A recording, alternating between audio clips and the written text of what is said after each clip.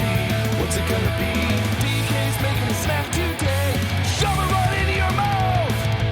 DK's making a snack today. What's it gonna be? Is he making it for me? DK's making a snack today. It's time for tactical snacking with DK.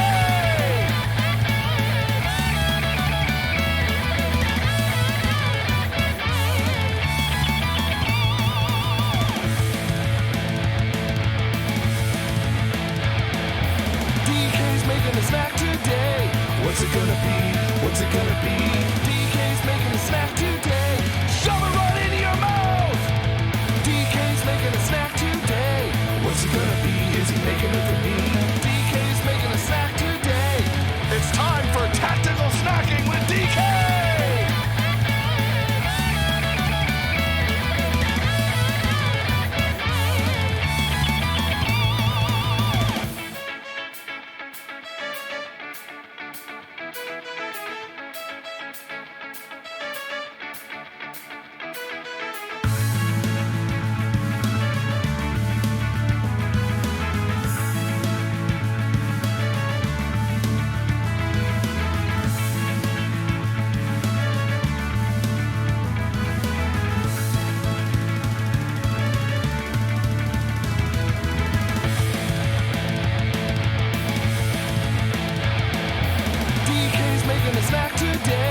What's it gonna be?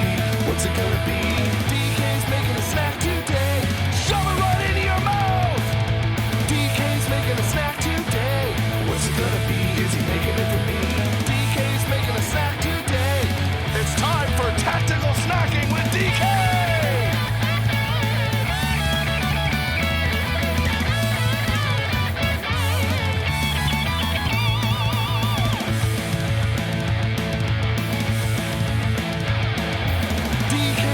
Snack today. What's it gonna be? What's it gonna be? DK's making a snack today. Shove it right into your mouth. DK's making a snack today. What's it gonna be? Is he making it for me? DK's making a snack today. It's time for tactical snacking with DK.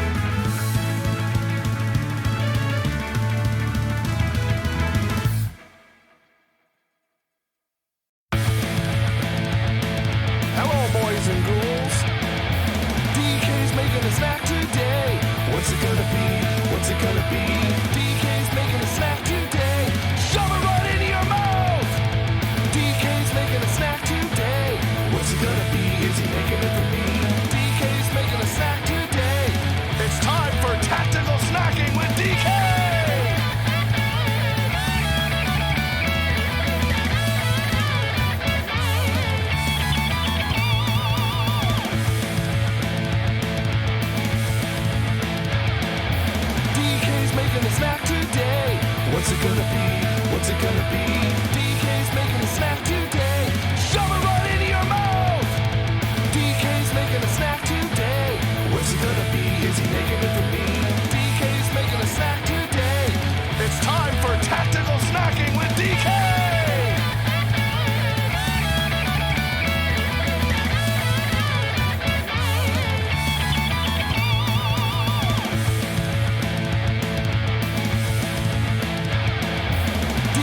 Making a snack today. What's it gonna be? What's it gonna be? DK's making a snack today. Shove it right into your mouth. DK's making a snack today. What's it gonna be? Is he making it for me? DK's making a snack today. It's time for tactical snacking with DK.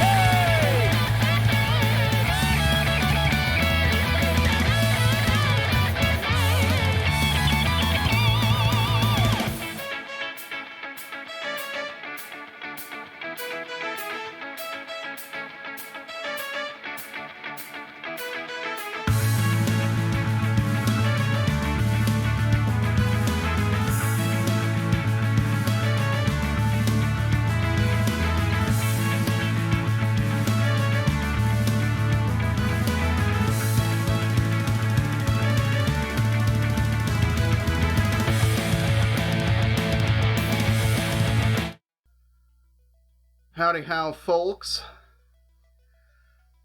Sorry I'm late today. Like I said, it was a little difficult for me to get up from a nap, but at the same time I was like, you know what, I deserve it, and so I'm gonna take one, and here we are. Lumpy Pickle, welcome, Scott2572. Thank you for being here today, folks. And to the lurkers, welcome.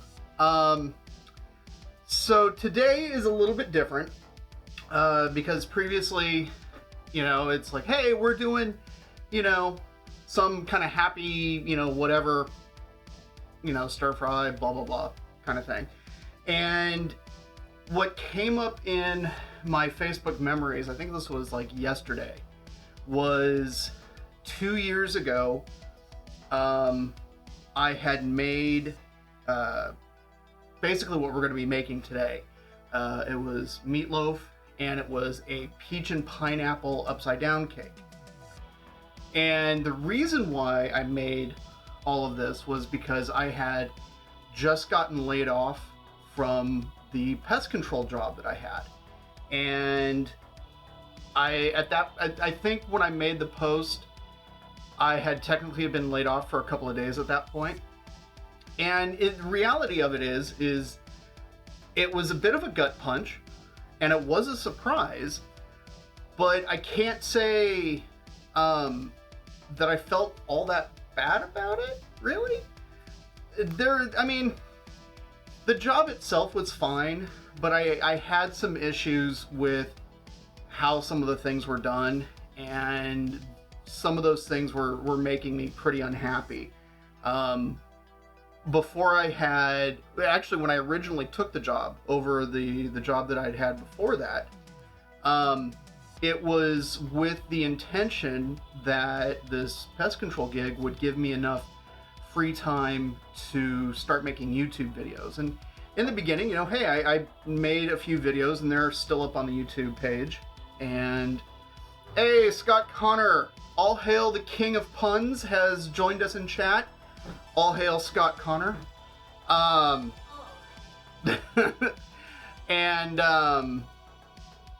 So yeah, I mean, that was kind of the whole point of taking it. Well, initially they were like, oh yeah, you'll be home for dinner every night. And they had, you know, told me a number of things. I'm like, yeah, this sounds great. I was going to be making more than, yes, the Punisher. That's a good one, Lumpy Pickle. That's a good one. But yeah, I was told a number of things, like, oh yeah, you'll be home by, you know, like 5 every night, like all this stuff. Whoops. I just moved one of the cameras and I just smacked it, but that's okay, we'll adjust it when we get to it. That ended up not being the case.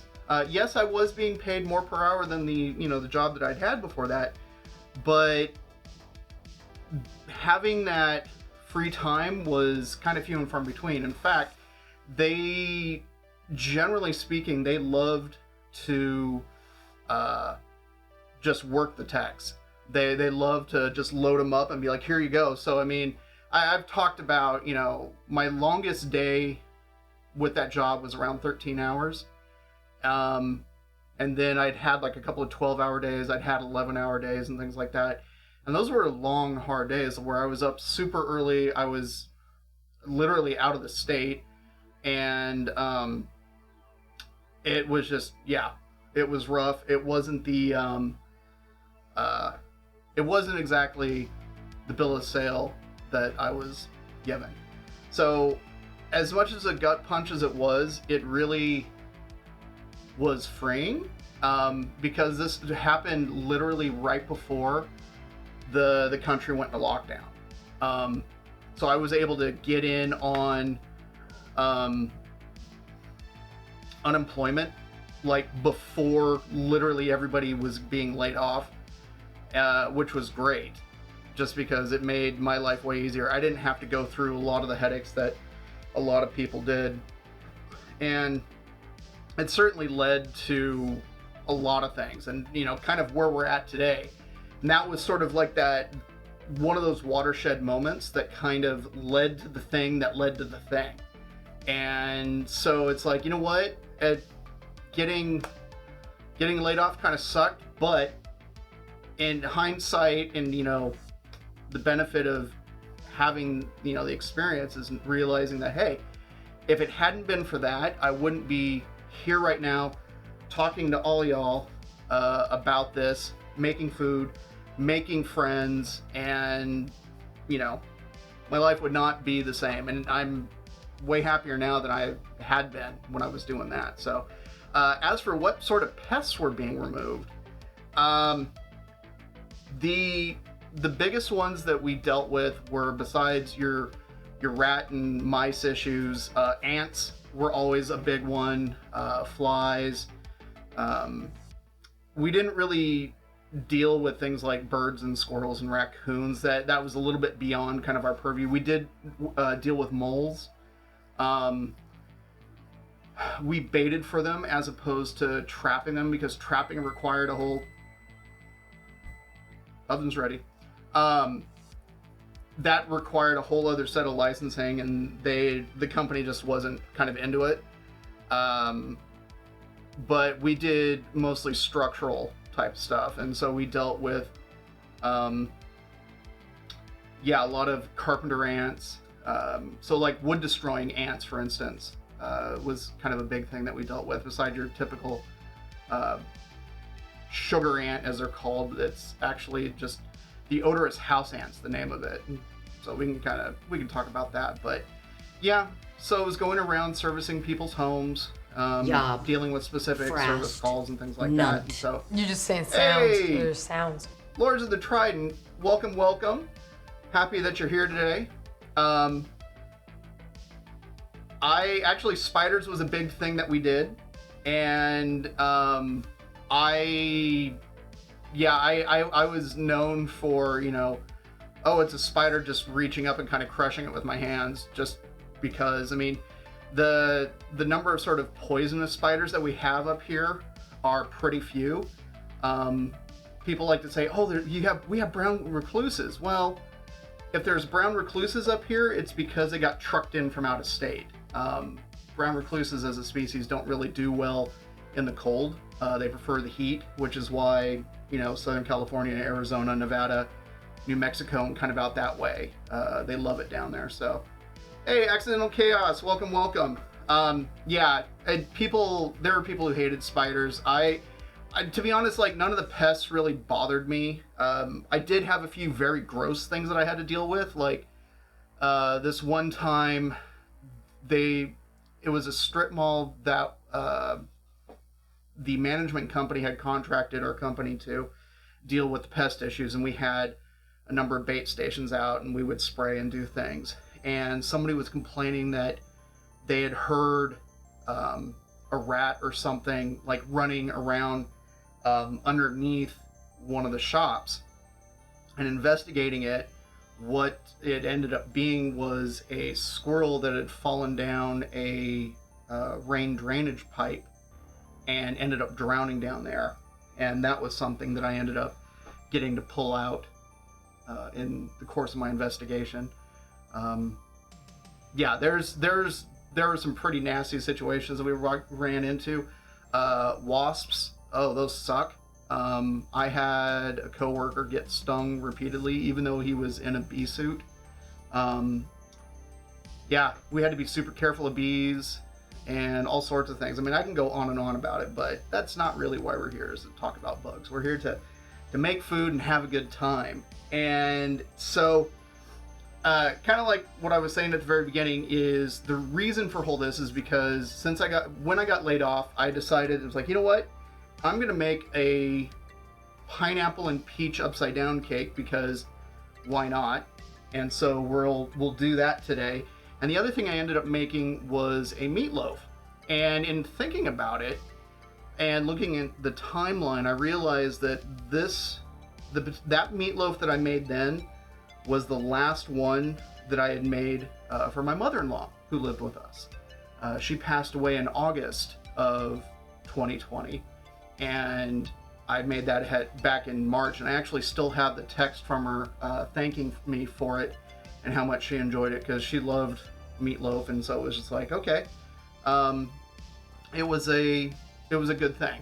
And I'm like, you know what? We haven't had meatloaf in a while. this would be a good opportunity to make it again.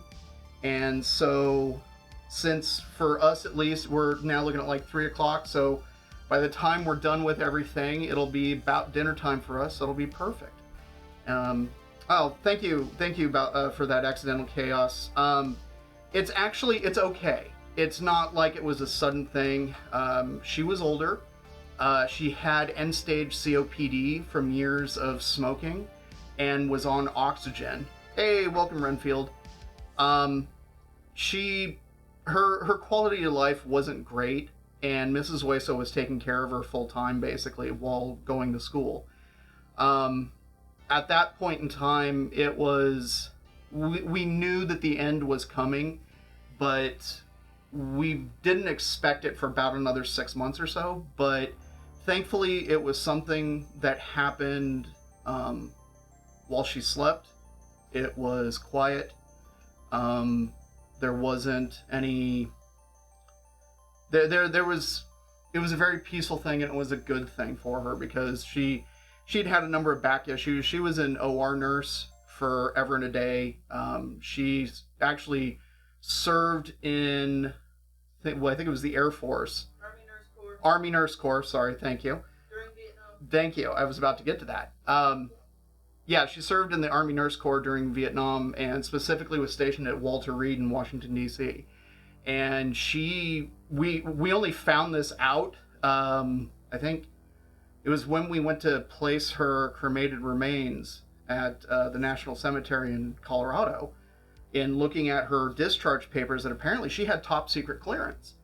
And in doing a little bit more digging, we found out that the reason why she had that clearance was because she was stationed specifically on the floor that treated people like generals and really high-ranking officials.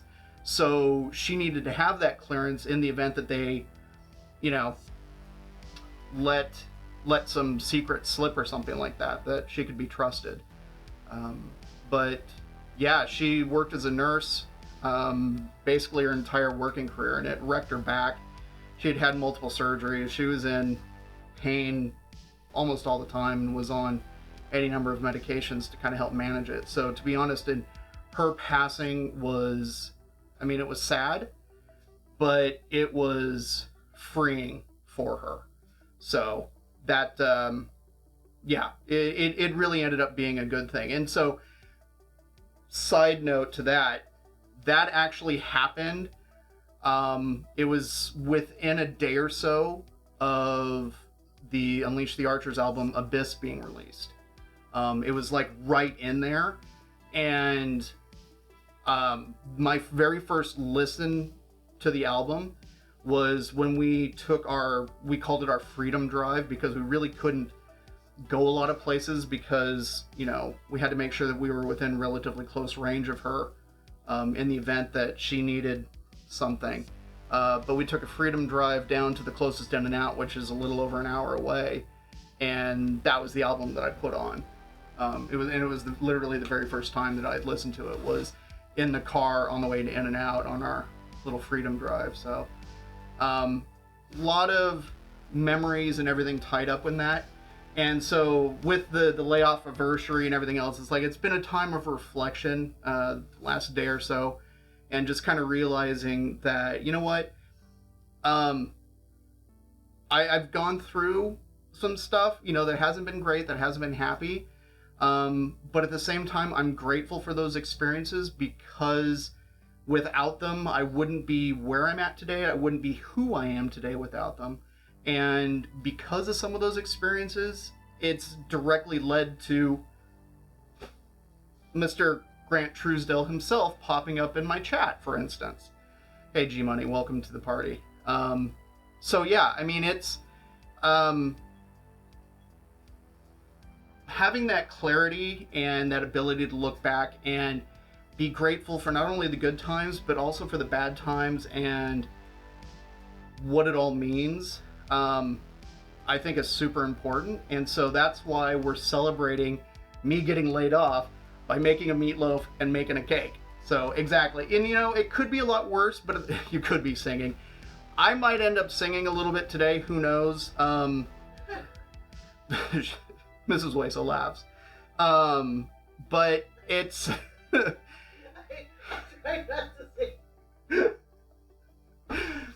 oh, she's got jokes, that one.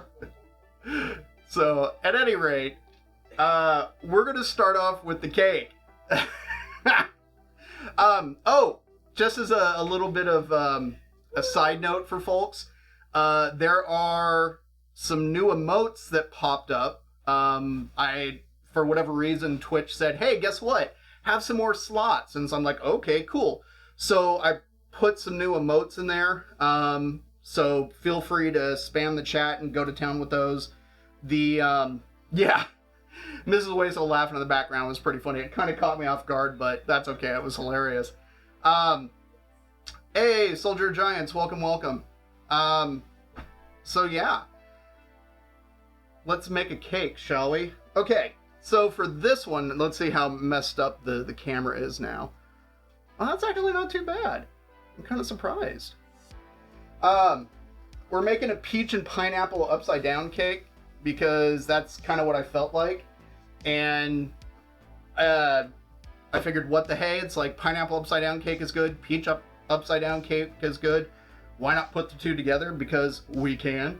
Sing hype, yeah, exactly. Well, when we get to the meatloaf, we might have to, have a little Bat Out of Hell sing along, because you can't have meatloaf without Bat Out of Hell. You kind of have to. Yeah, well, so this camera I actually moved down. It was up higher, and I'm like, oh, let's get it a little bit closer. But everything else actually, I think, is pretty much the same. So for the peach and pineapple upside down cake, honestly, we got a can of peaches, can of pineapple chunks, and you can't have them without the maraschino cherries, because do I have my original meatloaf recipe? If you hit ! recipe, it'll send you to the link on the Discord with the the recipe for the meatloaf. And when we get to it, I'll talk through it, and just so then that way it's like, hey, if you want to do something different, you can do it here. If you want to, how you can change it up and where you can change it up. So we'll get to all that. There's our base. Literally yellow cake mix, whatever you like. Super simple. We need some veg oil. We need some eggs for that. The one thing that I'm gonna do a little bit differently. So most times when I make pineapple or peach upside down cake, the pro tip that moms have known forever is when you go to drain the pineapple or the peaches, hang on to that liquid and use it as the 1 cup of liquid that the cake mix calls for. The last time I made a pineapple upside down cake, the pineapple was kind of blah. And so instead of using the juice from those, I'm gonna go with kind of a complementary flavor and go with a can of apricot nectar, because that's gonna complement things, I think, kind of nicely. Hey, the hero, welcome. Wolfie Metal Beast, hey, what's going on, man? So we'll use that as the liquid for the cake. The only other thing that we're gonna need is a bit of brown sugar for the glaze that will form by the fruit and everything being on the bottom of the pan. And we'll need a mixing bowl, obviously. And then a little bit of butter, because the one thing that I found is that when you go to make them in a 13x9 like this, it's really helpful to run some butter, just a thin layer of it right around the edge, just so then that way when you go to turn the cake upside down, that it actually releases kind of nice and easy. So we'll do that, prep that pan, we'll drain all of this, get it into the bottom of the pan, sprinkle it with some of the brown sugar, mix up the batter, pour the batter over the top. My oven's preheated at 350 Fahrenheit, and then we'll be good to go. Yes, so Soldier Giants, just wait on that meatloaf because it's going to be awesome. It's a recipe that I've been using for the better part of a decade, I want to say. But it's an excellent meatloaf recipe, and yeah, if you guys make it, I'm guarantee you'll love it. It's that good. So let me go get some butter real quick. And a paper towel. Oh yeah, I don't know how many of y'all saw on like Instagram that butter that I managed to score. It was the weirdest thing. I'm in the market and I'm like, oh, okay, well, you know, my strategic butter reserves are running a little low, so I'm thinking, okay, well, let's go have a look. You know, I'm curious because I was in a different store earlier in the day and I was looking at butter and I'm like, okay, well, what's the per pound price? I'm like, $4. I'm like, that's a bit high. If I can get it for $2, it's like, okay, I feel pretty good about that, and I'll usually pick up like 6 pounds or something like that and just keep them in the freezer. But the tag said 98 cents, and I'm like, is this a typo? Because the unsalted version of the same butter was still going for the like $3.50 a pound something price. And so I grabbed 20 of them and went up to the checkout and asked the checker, I'm like, would you scan this for me? I want to double check to make sure that this is the right price. And she's like, yeah, it's 98 cents. I'm like, score. Then the next day when I went back to the market for some other stuff, I ended up picking up 4 more pounds. And so my strategic butter reserves are very full and I am very happy. Just because that's one less thing I kind of need to worry about, you know. While we're at it, in honor of Andrew's and Jackson's little party last night, I decided to bust out my boot, Hail Hydrate.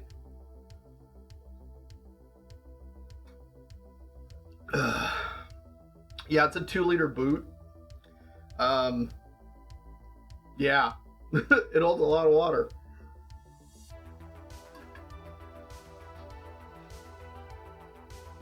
I'm also keeping it out of the way, so because it's a little precarious, because the actual foot size is kind of small. And last thing I want is to knock that thing over. Funny story about that. I got that boot because I was the beer buyer at the time, and having proper glassware was just kind of a thing.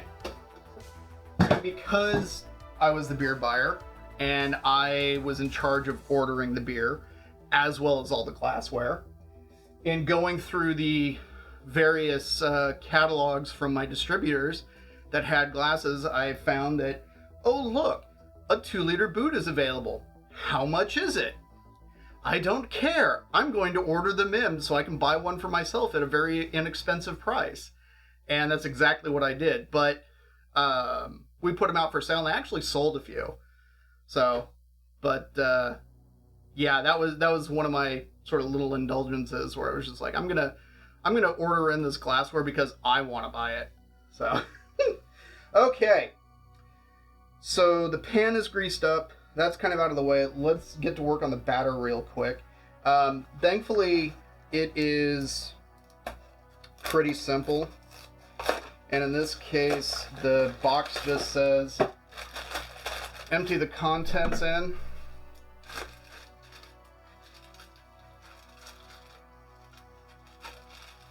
And then it's 3 eggs, a half cup of vegetable oil, which I'm just using grapeseed because it's what I have. There we go.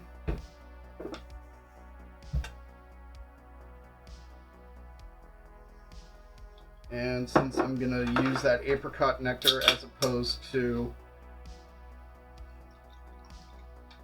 the juice from the can,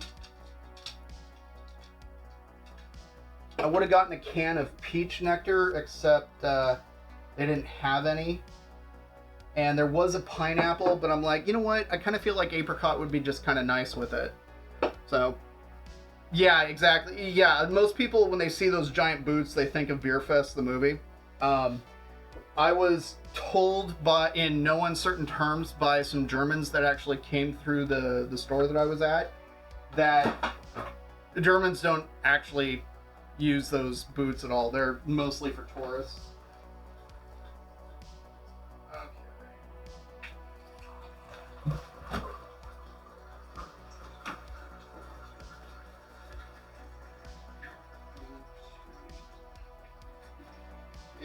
Okay. And we're going to need some eggs later anyways.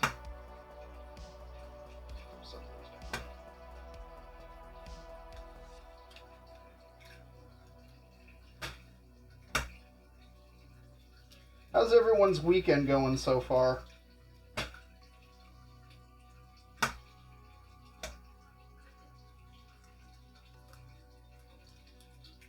Okay, those are in.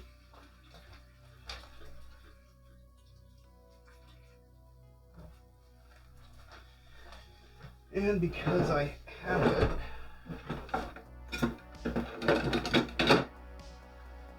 we're gonna use the whisk attachment on the immersion circulator to mix this up, but we're gonna turn it down because we don't need this on 11 to mix this up initially. Probably turn it down to 3. But whenever it comes to like hand mixing this kind of thing, I like to kind of do an initial mix up, so then that way I'm not having, you know, the powder kind of flying everywhere. Snowstorms, as they used to call it when I was in culinary school. Alright, let's see. Let's just turn it down to 1 to be safe.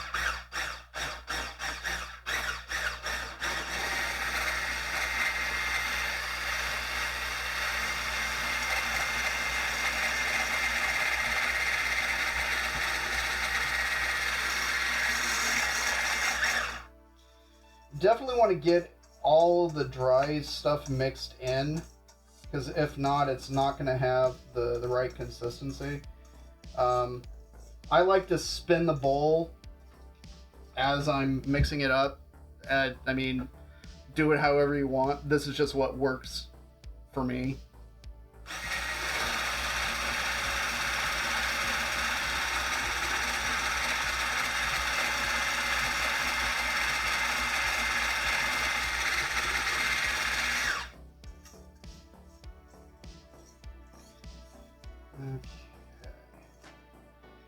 Still seeing some specks of dry in there, but by the time we get, I think, everything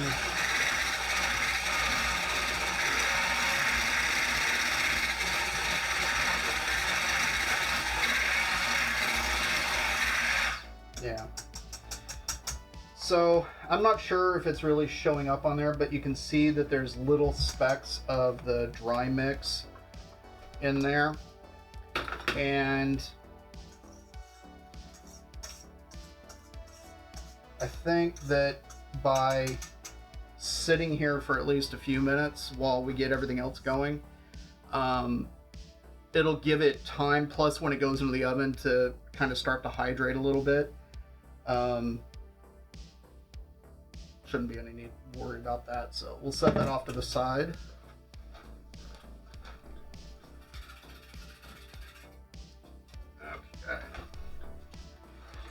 Over here, you can always take a trip to Spatula City. All right, since I have this over here,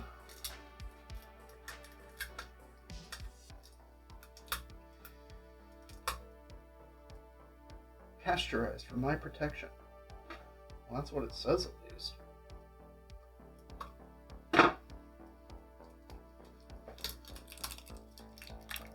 Dedicated beater. Wait. You're not claiming that I beat you, are you? I was about to say, I'm like, hello? If anything, she beats me.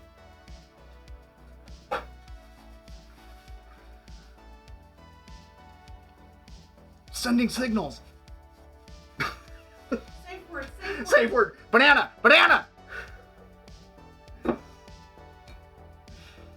Anyways. Okay. Yes, I'm going to use the entire jar of maraschino cherries because I can, and I like them in the cake personally. So, okay. Pineapples and cherries. I just want to get as much of the liquid off of this as I can. Just because all that additional liquid that'll be in the bottom of the pan is just going to cause it to not set up as well. I mean, it's going to end up being, you know, super moist anyways. But if I can get off as much of this liquid as I can, it'll just be better for the overall cake. Okay. And then we have the peaches. Oop.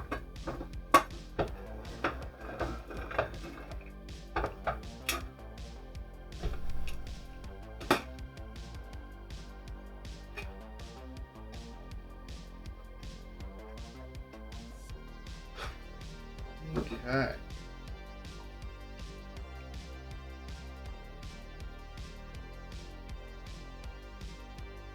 Alright, now that everything's at the bottom, now we can start playing with our food a little bit.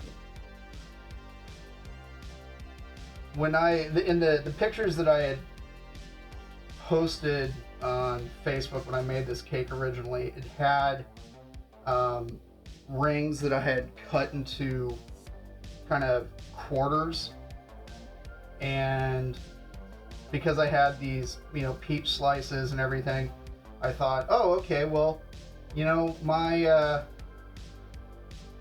don't know, call it OCD or just, you know, being the perfectionist or whatever, I was just like, you know what, I need to, you know, make this look pretty. And so next thing you know, I'm like making this design and it's looking all, you know, super pretty and everything like that. But today, like a little organized chaos, I'm alright with that.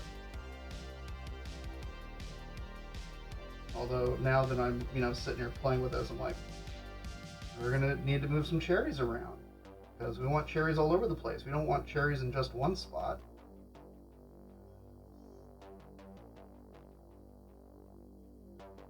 Okay. So we've got more of a pineapple section over here, more of a peach section over there. That's alright. It'll still taste delicious, and I will probably still destroy this cake within 48 hours because, well, it's kind of in my nature being a big guy is, you know, being a fan of cake. But I'm bummed if I spill the sauce, yeah. Okay. Now we got cake batter that's ready to go on top. And I'm just gonna kind of lay it down the middle. Try to get it nice and spread around because I'd like to try to fuss with it as little as possible once it's actually in the pan. That's just, I don't have any like scientific reasoning for it or anything like that. It's just pure, that's just my preferred method of making it. So then that way I'm not pushing around a whole bunch of batter. And potentially, like especially if there's, you know, I've got it all super nicely lined up, that if the, if I keep pushing it around, it'll mess up the design. Okay.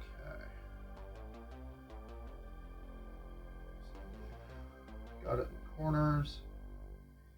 Got it off to the side. Okay.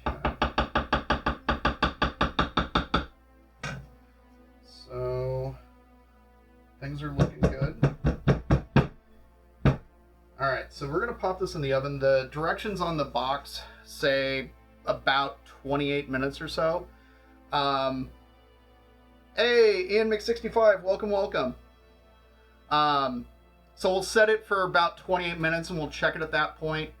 If it's looking like it needs some additional time, we'll rotate and put it back in for about 2 or 3 minutes, and we'll kind of continually check it, so then that way it's not overbaked. But this will rise up and rise above. You got to rise above. So that's a black flag joke. Anyways.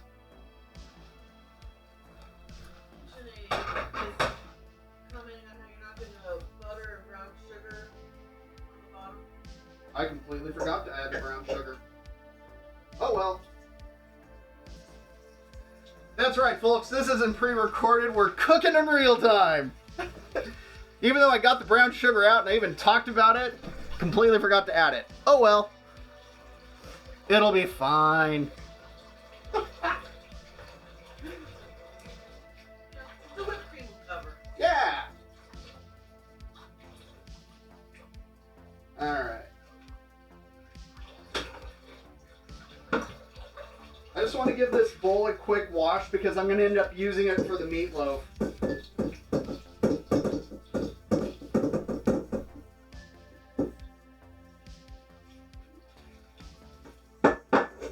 It says you created something new. Did I? Yeah.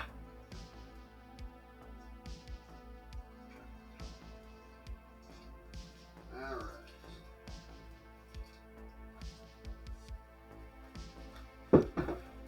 Okay.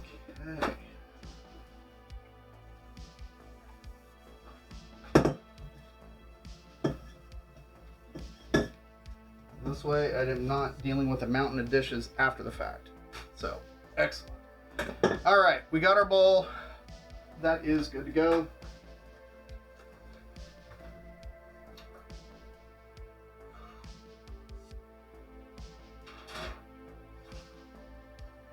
All right. 28 minutes on the clock.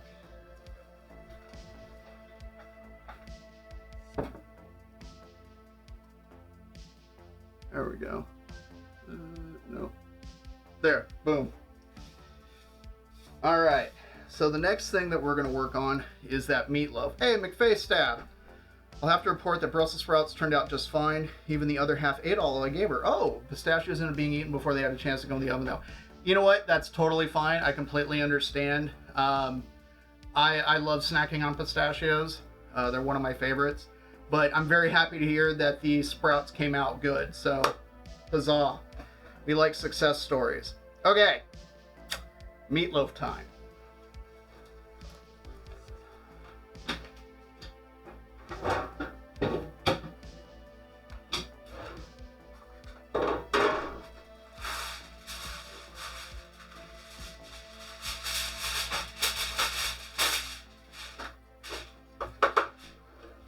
So in theory, it's going to take about an hour for the meatloaf to bake. But that is going to be dependent upon a few things. Specifically, the final shape of the meatloaf. That's going to be the big thing, is the final shape of the meatloaf. If it ends up being kind of a round log, or if it is kind of more pressed into kind of like a block form, that final thickness is really what's going to determine when it's actually done. So I'm not setting a timer for the meatloaf at all. What I'm going to be doing is using my probe thermometer, and it's going to be inserted kind of into the dead center of it, and we're going to pull it out probably at around 150 to 155, depending on kind of that final thickness, because that final thickness is what's going to determine how much carryover cooking that there actually is. You may have heard the term carryover cooking before, but not have, completely comprehended what it's about. It's a very basic principle that big, heavy things retain the energy of heat more so than very small, thin things, okay? So a great example is if you have a very large pot of water, it takes a long time for it to come up to a boil. But then after you turn off the heat, it also takes a really long time for it to come back down in temperature to, room temp. However, if you have a very small amount of water, it'll heat up real quick and it'll also drop in temp real quick. So that, if big things have retained heat, no, that's just insulation, Scott Connor. I have it in abundance also. I'm not a fan of Disturbed at all. But same thing when it comes to dealing with like large chunks of meat, is that the bigger, thicker roasts and things like turduckens and things like that, they take a lot longer because it takes that much longer for the heat in order to get into the center of it and bring it up to temp. Whereas, a steak doesn't take very long because it's so much thinner. The heat is able to get all the way to the center that much quicker, and there you go. Now, carryover, all that means is that, okay, in the event that you're cooking something big and thick, what ends up happening is it's like, okay, if you pull the meat out of the oven at a specific temperature, especially like if it's like a giant turkey or like say a standing rib roast or something like that, it's not uncommon for the temperature on the inside to continue to rise about another 10 to 15 degrees. I've watched it happen. And so if your final target temperature, if you're aiming for that, you want to make sure that you're pulling it out early enough so it cruises up to that final temperature, but it tries not to go too far above it, because once you go above that target temp, things just get dry and no bueno. So yes, science, exactly. Phrasing. So if you can keep that in mind and think about it, everything that you do is just going to end up being that much better. Oh, I didn't realize that was off. Okay, anyways, depending on the final shape of the meatloaf, that will determine kind of at what temp we'll pull it out at. Our final temp that we're aiming for the meatloaf is 160 degrees Fahrenheit. That is a safe temperature when you're dealing with ground meat of any kind, and this way it'll still be really nice and juicy and just be excellent. So now that I've gone into the physics diatribe, let's actually get some stuff out. The recipe, if you hit !recipe, it'll point you to the link on the Discord, and it'll actually have that recipe on there. And in retrospect, I probably should have pulled it up on the Discord. Let's see. Like, I basically remember it off the top of my head, but let's see. Doo-doo-doo.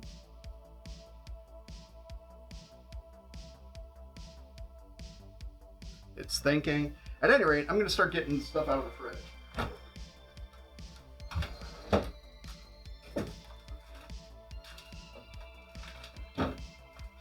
Those things.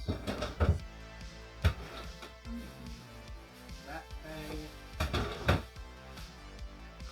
Some of that stuff. Definitely need that. That.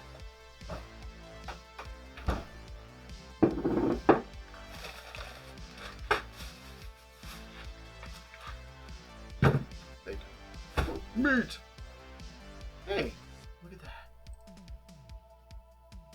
And there we go. Okay. Come on. It's thinking. Alright. So, we call this the bat out of hell because, well, it's meatloaf. And You have to. Anyways, so our recipe, if you look at it on the Discord, you'll see that it's clumped into kind of 3 portions of ingredients. There's the barbecue sauce of choice, which actually should have a line in between it, but it doesn't really matter. I'm going to be using today some of that Walesboro barbecue sauce that I made, I don't know, like a week or so ago. I'm going to be using that today. If you have a barbecue sauce that you like, use that. A sort of a ketchup, brown sugar, vinegar glaze would also work fantastically for this. If you want to omit using a glaze or barbecue sauce, you can certainly do that and go with a rub or something. I would just be really careful in how much you use, because the meatloaf itself is going to have a lot of flavor to it, and the last thing you want to do is add so much that it just becomes inedible. Then the second portion of it, we've got 2 teaspoons of the fat of choice with a cup of diced onion and a couple of garlic cloves that are cut up, minced, or pressed, or whatever, because they're going to be sauteed up until they're soft before being added to the whole thing. Now, the fat of choice, we've got 3 choices today, and if I knew how to do a poll, I would do a poll on this. Yeah, you can always add more, but you can't take it away. If I knew how to start a poll, the poll would be, what fat should we use today to saute up the onions and garlic? The choices would be grapeseed oil. I've got rendered beef fat from Thursday, or I've got bacon fat. And we're not using very much, and bear in mind that this recipe is 50% ground beef and 50% ground pork. So, dealer's choice. I'm happy to use whatever, because they'll all work fantastically. So, whatever chat wants is the fat that I will use for this. Let's see. Alright, then the second section of the recipe has 2 large eggs, a half teaspoon of dried thyme, a teaspoon of salt, a half teaspoon of black pepper, 2 teaspoons of Dijon mustard, 2 teaspoons of Worcestershire sauce, quarter teaspoon-ish of hot sauce. Generally, the hot sauce that is sort of accepted is a Tabasco style sauce. I personally am not a big Tabasco fan. I much prefer Crystal from Louisiana. That's just my own personal preference.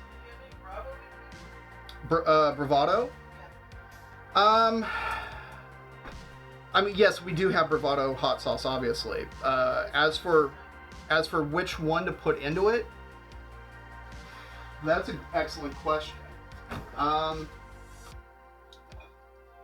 The pineapple habanero, I've got the crimson, the aka miso, and then, yeah, the creamy herb and jalapeno, serrano basil, ghost pepper, blueberry.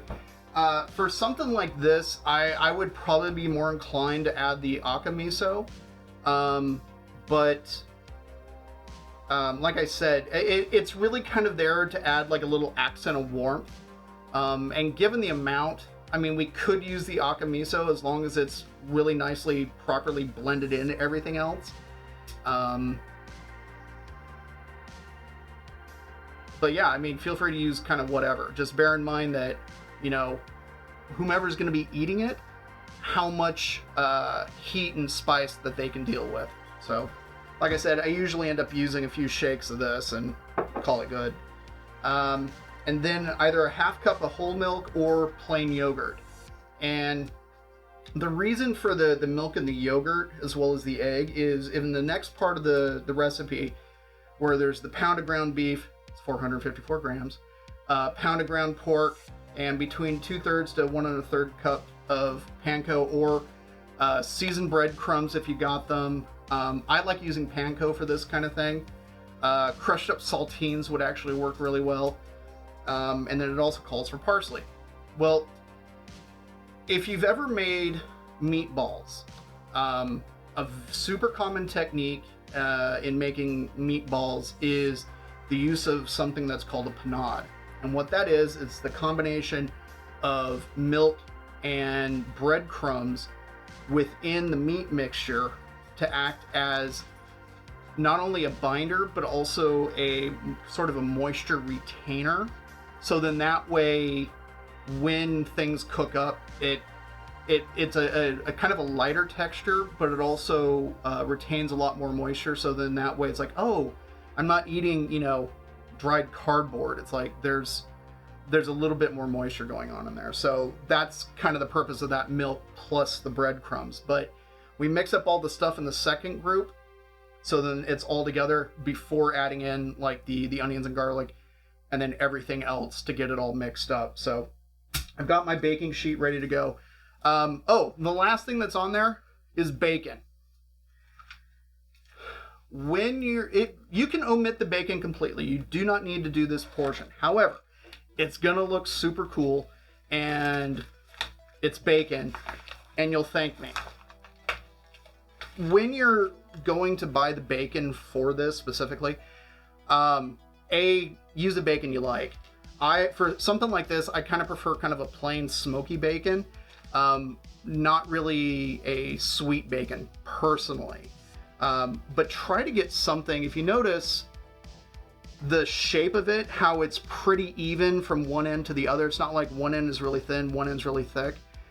If you can find something that is pretty evenly shaped, it's gonna make the lattice that will make that much easier to actually weave together, and it'll actually look really nice. So we will get to that, but we need to mix up everything first before we start working on that.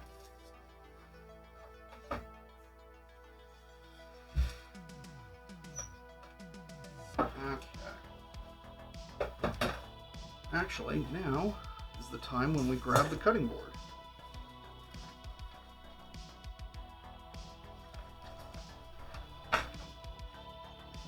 Okay.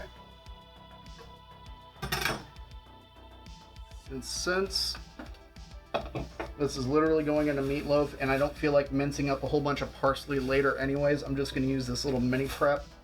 I'm going to throw the garlic and onion in there. And yeah, so...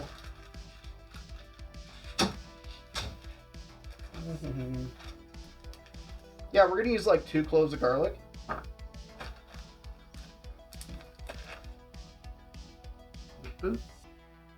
Nope. Yeah, like 2 cloves of garlic. Have a good one, Renfield. Everything else being the same, whichever would need to be used soonest. Everything else is in the same. The grape juice, there's probably much needed for any extra flavor from a little fat, or bacon second. Okay. Bacon or beef, yeah. Yeah, the grapeseed oil, I mean, I literally just refilled the bottle, so it's not in any hurry of going rancid or anything like that. I'm, like I said, I don't care. I'm happy to use either beef or bacon or that, so just kind of whatever.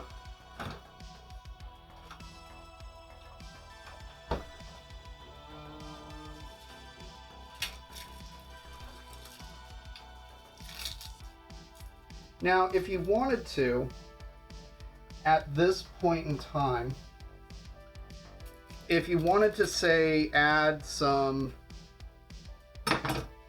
chopped up mushrooms, you certainly could. Yeah. Yes, well, this is the first time that you've seen me have the garlic today, Scott. But yeah, if you wanted to add, say, some chopped up mushrooms and saute those up with the onions, now would be a good time to do that.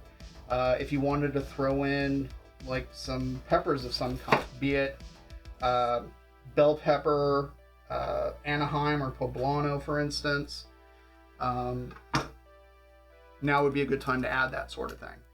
So it's, thankfully, this is really just kind of a basic framework, and it lends itself to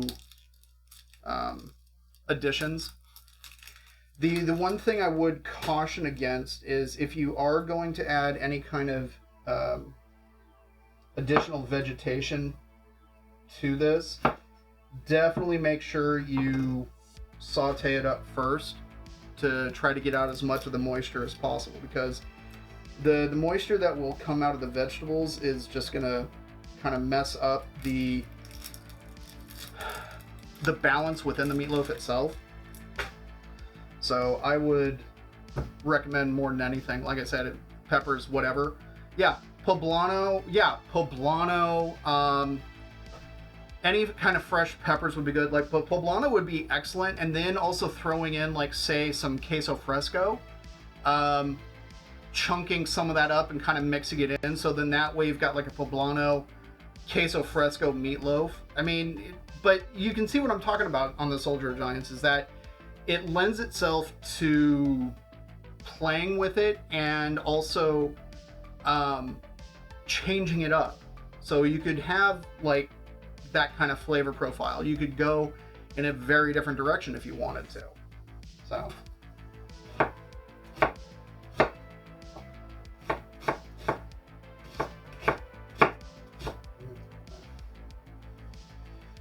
I'm just doing a little bit of a pre-chop on this so then that way the mini prep doesn't have to work quite as hard.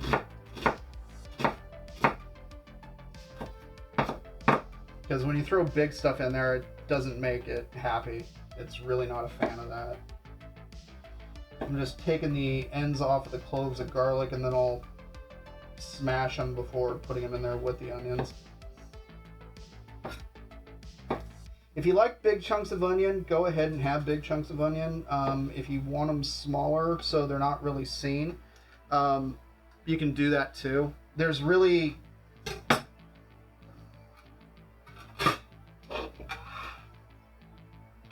It's genuinely up to you, kind of how you want it. To be honest, and sometimes I prefer the bigger chunks. I like kind of being able to see that other stuff that's in there. Sometimes I like it kind of nice and uniform. So, but the basic recipe, at least for me, doesn't change all that much. If there is any variation, it's literally because I've not measured anything and it's just variations in, okay, that looks like about enough. So, okay. So we've got that good to go. That's okay.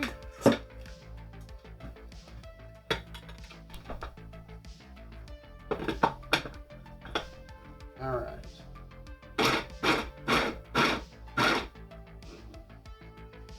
Bring it over to the side cam. Hang on.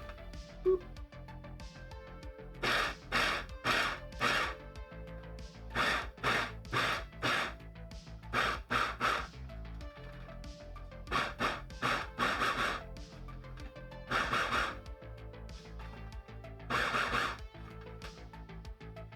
Let's see. That's kind of the consistency that we're looking at there. And I like the way that looks, so I'm going to stop right there with it. Okay.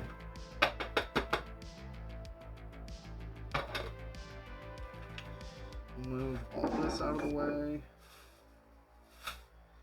We don't need it quite yet.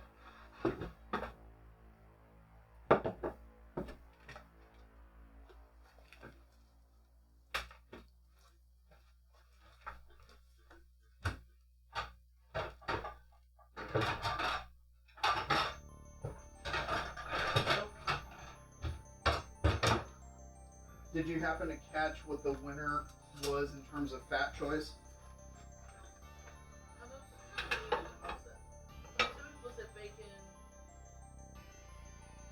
Or we could go the Old El Paso. Why not both?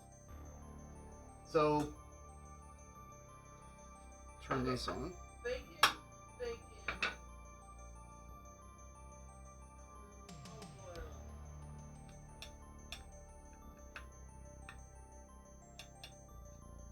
I'm going to use a little bit of the beef and a little bit of the bacon.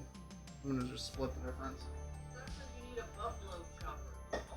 Buffalo chopper? I don't know what that is. What's a buffalo chopper?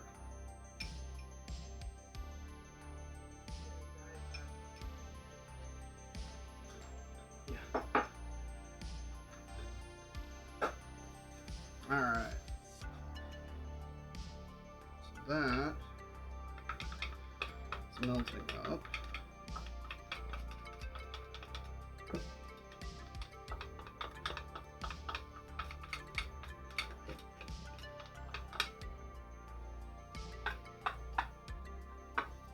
What's a buffalo chopper, Scott?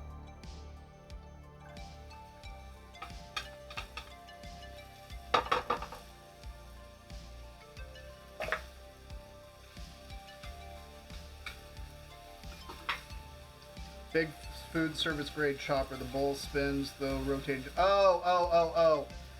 I know what you're talking about. Yeah, it's got a big spinning bowl, and the chopper is kind of like in it, and it's rotating as the bowl spins. Yeah, those get used. I've not heard that name, and so I didn't realize what you were talking about, but those particular choppers more often than not get used for making like sausage.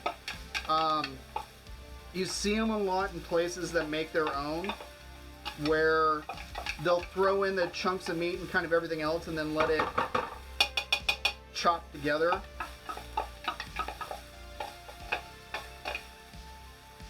Alright.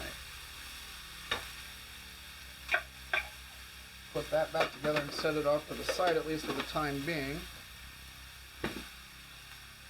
I'll turn that down. Okay.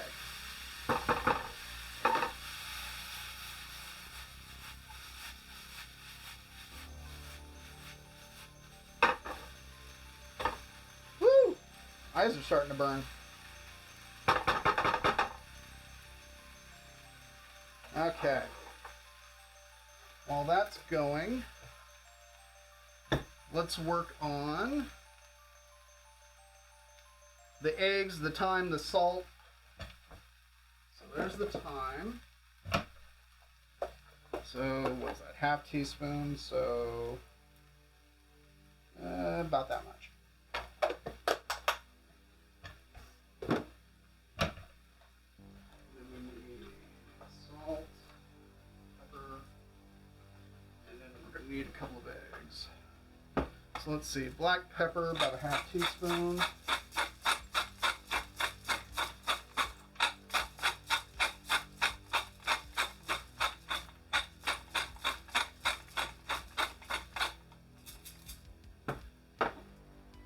Dijon, about 2 teaspoons. There we go. Hot pepper sauce, 1/4 teaspoon. Worcestershire sauce, about 2 teaspoons. All right.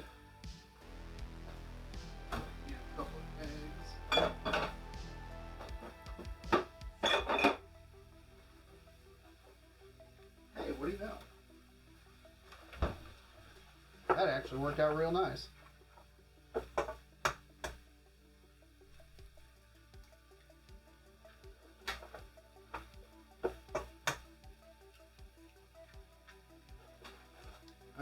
Let's see. Still need to add the salt and the milk.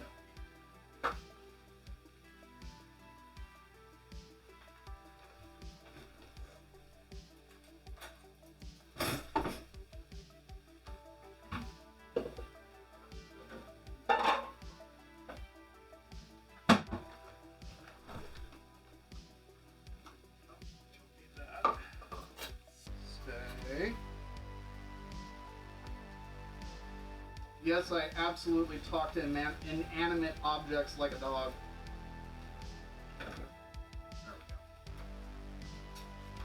Okay, half cup of milk. Got my couple of forks. Oh. Would help if I actually opened the milk, wouldn't it? Alright, and half cup. Yep, okay.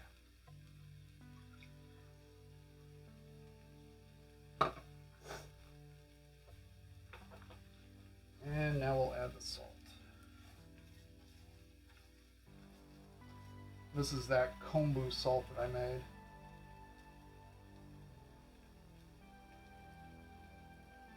Yeah, it looks like it's about a teaspoon. Okay. So further down in the recipe, I think I mentioned using a pair of forks to mix up the meatloaf. And the reason for that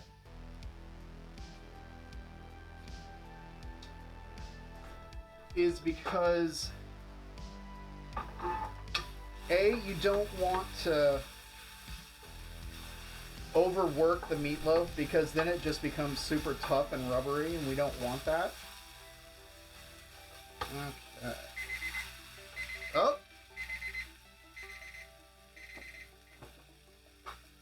Turn that off for the time being. Let's check that cake.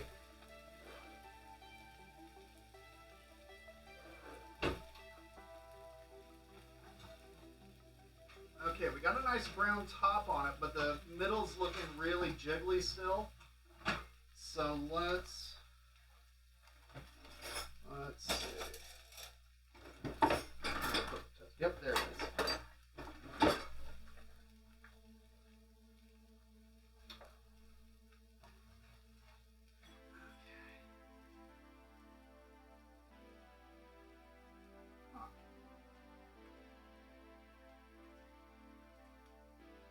Okay, yeah.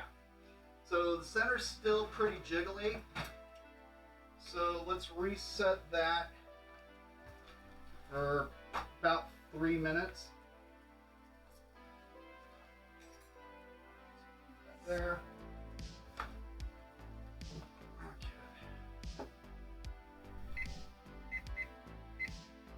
Okay. There we go. Okay. These are looking pretty good.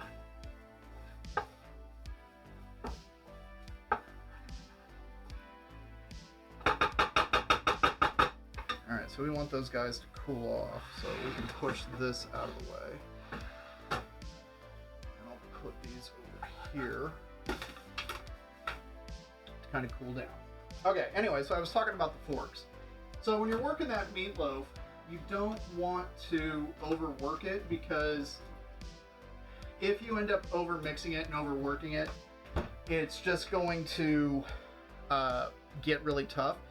That, and if you're using your hands predominantly, the heat from your hands can also kind of cause some of the fats in there to kind of melt and smear.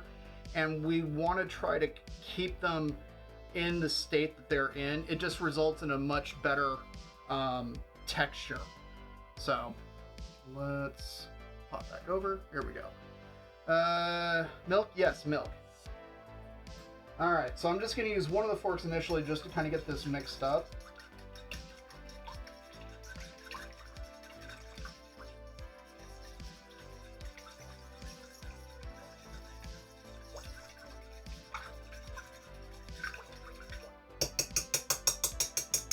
Okay, so that is ready to go.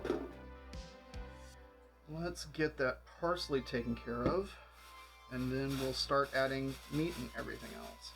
So in the meantime, bring that back, bring this back, and I just got a bunch of flat leaf parsley. I'm not a fan of curly parsley, so I always use flat leaf or Italian parsley if it calls for fresh parsley. So I'm just going to go give this a quick rinse, and then I will pick off just kind of a fair amount of it, and we'll pop it in here and get it chopped up, and then add it to, don't beat your meat, yeah. Good one, Lumpy. Then yeah, we'll get it added to the mixture, and then we'll start adding the meat to it. By then the onions and garlic should have cooled down enough to where it's not overheated. Wow, the rain's really coming down. It was all sunny and like 60 degrees, and then decided, oh, I'm gonna start raining all of a sudden. Yeah.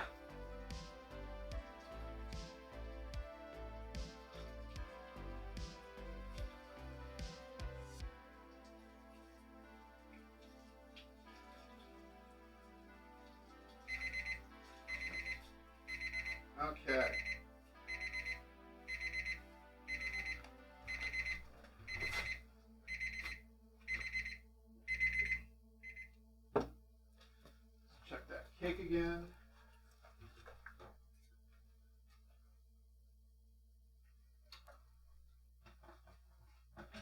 Oh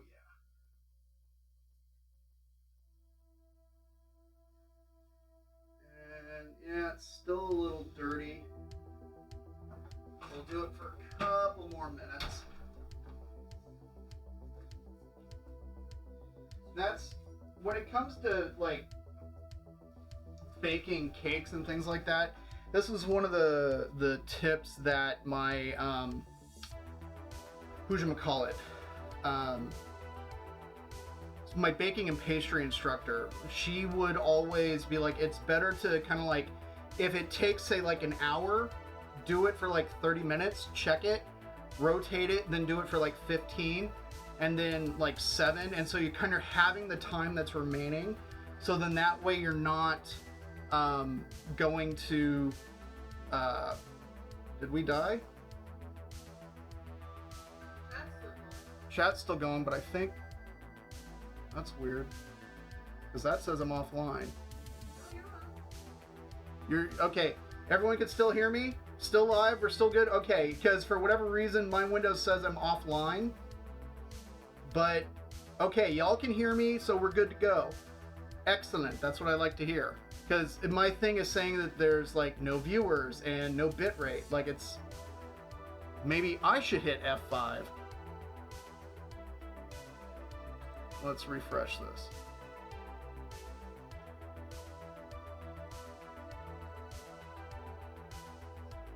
It's refreshing. Anyways, in the meantime, since everyone is still theoretically here, hang in there. Gee, thanks.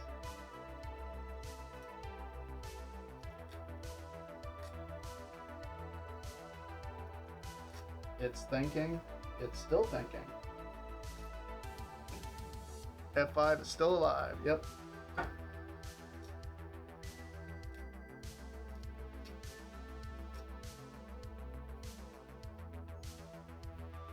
mean, I can see chat there. Okay, that's saying I am still live. Okay, good to go.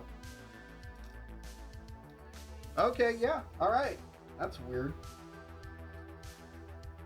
For some reason, my thing decided to disconnect, and I don't know why. That's very odd.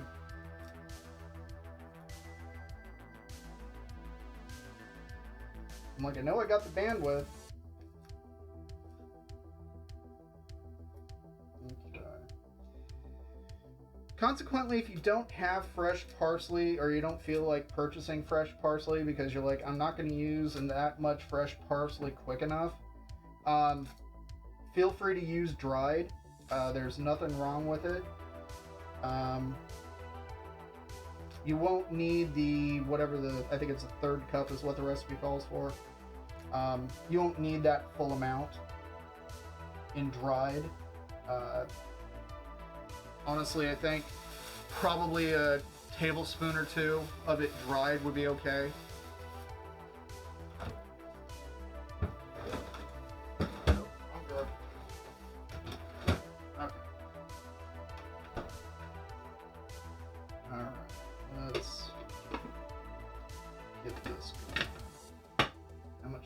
Clock?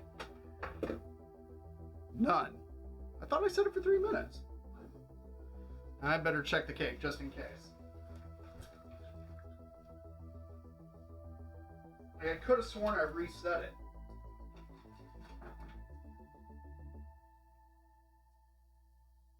Okay, that's actually looking clean.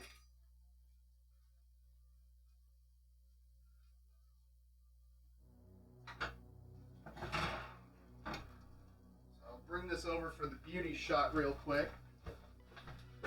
Banana. Cake. Ooh. Ah. We're gonna let this cool down for a little bit before flipping it over. And then yeah.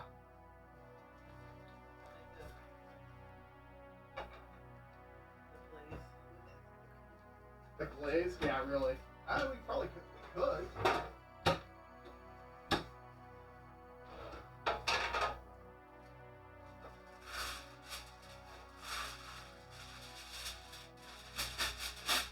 We are not going to make the okonomiyaki mistake.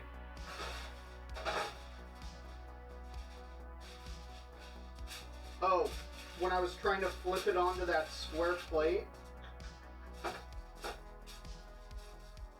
Nope, I got a pan that fits perfectly. And we will be able to flip the cake successfully. Whether or not it sticks to the bottom, though, we shall see. Okay. Let's get this chopped up. Actually, this we can take to 11. And that camera, if you could see it, would verify that I do have it actually set to 11. If I can get rid of the reflection, because it's kind of chrome.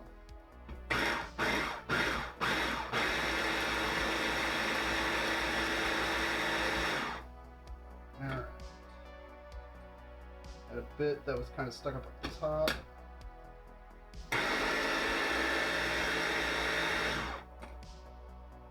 Excellent. Okay, that's looking good.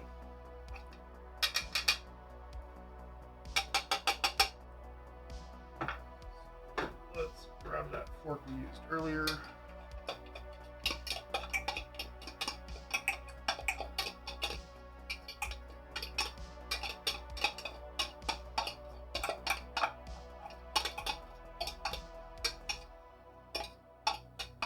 You know, I suppose in lieu of kind of the brown sugar that was going to be on the bottom of, or the top of the cake, when I go to make the whipped cream later, I suppose I could use brown sugar in that. There is a mind blown emote, by the way. Let's see. Better than Elvish. Yeah. Middle Earth, there was a very famous band called Elvish Parsley. Yeah, probably. So the cake came out of the oven.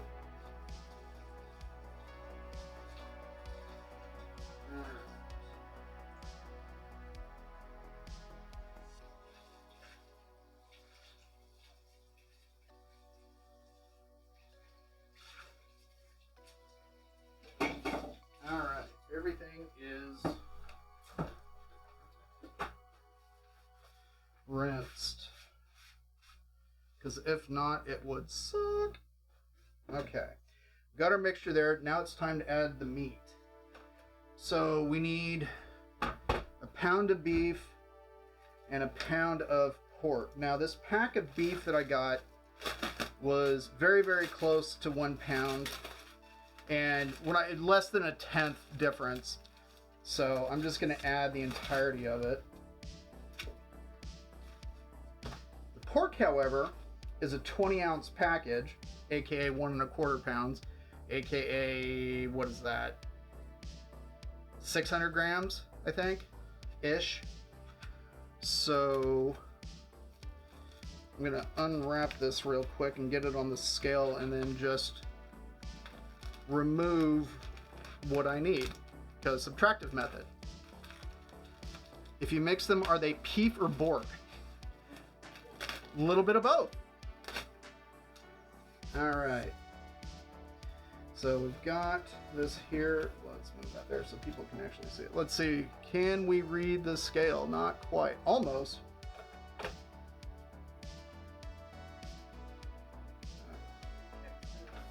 Yeah, I saw that. I suppose I could... boop. It's like we're learning. Okay. So let's zero that sucker out. Put it on pounds. And... Yeah, but the glare isn't over where the numbers are at. The glare is over the far side, which we don't need. Okay.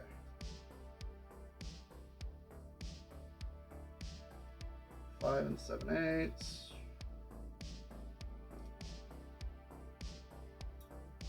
10, 12, 14, 15, so close. 15 and a half,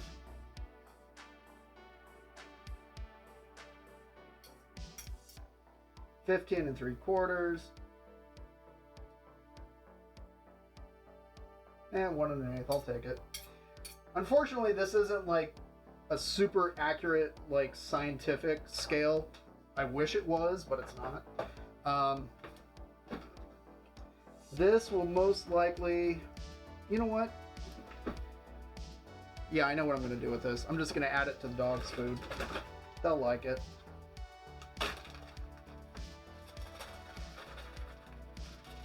Goodbye. Okay. So we've got that.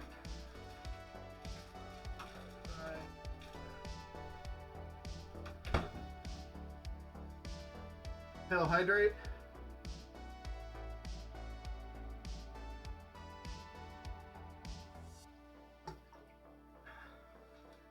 Okay.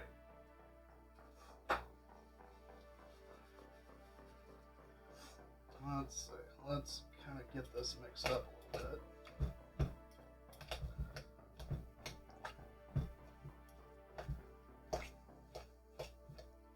Most times I mean, I like using my hands for this kind of thing just because, well, they usually work super well.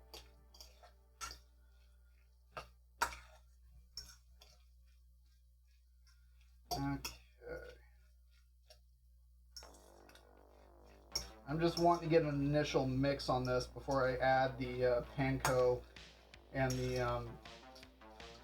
the onions and garlic.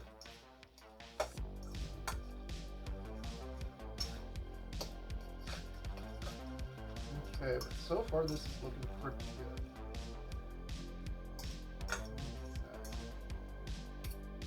Okay. Let's see. Alright, the onions are cool enough now to where we can add these in.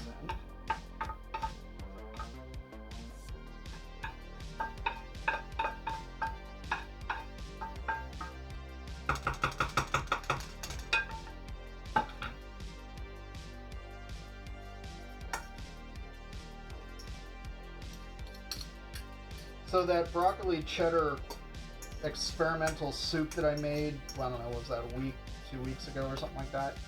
I've been thinking about it pretty constantly, and I know I'd previously talked about the idea of not sauteing the vegetables at all and just steaming them. So then that way, like, it's even less additional fat to it. But then I also had the thought, I'm like, well, what could we do? I mean, because as it was fantastic. And to be honest, like, I'd be more than happy to make it, you know, many times. But I'm also thinking, hey, not everybody is going to want to eat soup with that much cheese in it. Maybe they've got a dairy issue. Maybe they're vegan or something like that. So it got me thinking about other things that one could add instead of all that cheese, right? And so, as a result of a conversation that took place on the UTA Discord, I was looking at a couple of like vegan mac and cheese recipes, because I figured that would probably be the closest in terms of like cheese sauce ideas or cheese sauce substitutes. And there were a couple of ideas that came out of it. One being like the use of, say, cashews. Dude, broccoli, I would be all over broccoli and Stilton. Stilton is phenomenal. That was a cheese that I was super excited to break down when I was a cheesemonger. The other one that is, it's in the same vein as Stilton, Shropshire. That's what it was, Shropshire. So Stilton is a very famous blue cheese style. I'm really excited about this. English style, there's only a couple of dairies that can make true Stilton. And it comes in a cylinder that's about this tall and about that big around. And the way that it's made is they take the curds and press them together, and then they poke holes in it and inoculate it with the the penicillin, I think it's row 40 specifically. Then they let that age and become all super yummy and delicious. When you get a fresh wheel and you have the opportunity to slice it in half and have it taste out of the dead center, it is amazing. It is a super like creamy, pasty kind of blue cheese. Now Shropshire, it's a lesser known cheese, at least here in the States. However, in the UK, it's something that they know about. So instead of being the traditional base for a Stilton, they make a big thing of cheddar in the same size and shape as that Stilton wheel, and then they poke it with all the holes and inoculate it with that same penicillin. So it is a blue cheddar, and it is amazing. Broccoli cheddar with that Shropshire would be amazing, absolutely amazing, because it'd be like a blue cheddar. Oh, that would be delicious. Yeah, I personally would be all over that, like white on rice. There's very few cheeses that I'm like, it's not really my thing. But yeah, I would be all over that. So, but yeah, so cashew, like nutritional yeast sort of substitute. Then there becomes the question of, well, what if one has, say, like a nut allergy? So there's like a tofu variant that I was kind of looking at, but that also it leverages the use of nutritional yeast to kind of make up for some of the flavor that tofu just doesn't have. So it's going to be a work in progress, but I think it'll be a cool recipe in that you can have you can make it literally for anybody. It'll be gluten-free. If you have a nut allergy, you can make it nut-free. If you're, either vegetarian or vegan or whatever. Yeah, so I think that'll be a super cool recipe, and that'll be something that I'll be really proud to put out, because then it's literally something that anybody can have, unless, of course, you're allergic, like broccoli or something like that. And if that's the case, well, I've done everything I could. So, all right, onions are in, all that is in. It's time for the panko. Nope. That was just a baggie of cumin. All right. So if I'm being 100% honest, when it comes to adding panko breadcrumbs to this, like I never measure. It's purely by kind of a look and feel. So like right now, if we look, I mean, you can see a little bit of moisture kind of down on the bottom.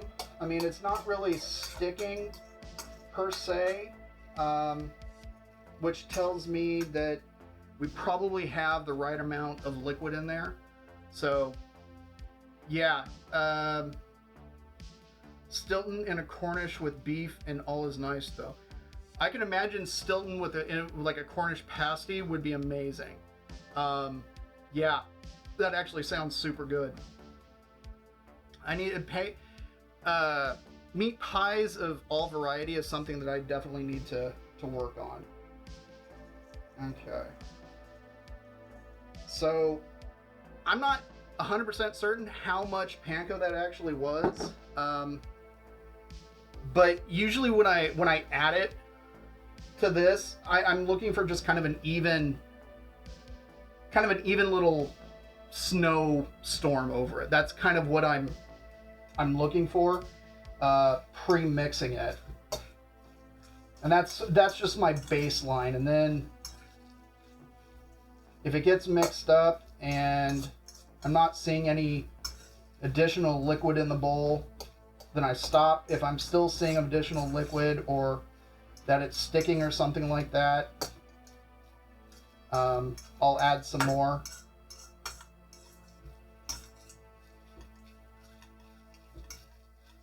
I thought I saw somebody post a quote somewhere that like cooking is a bit like jazz, whereas baking is more of a science, and I was just like, yeah, that's accurate. That is absolutely accurate.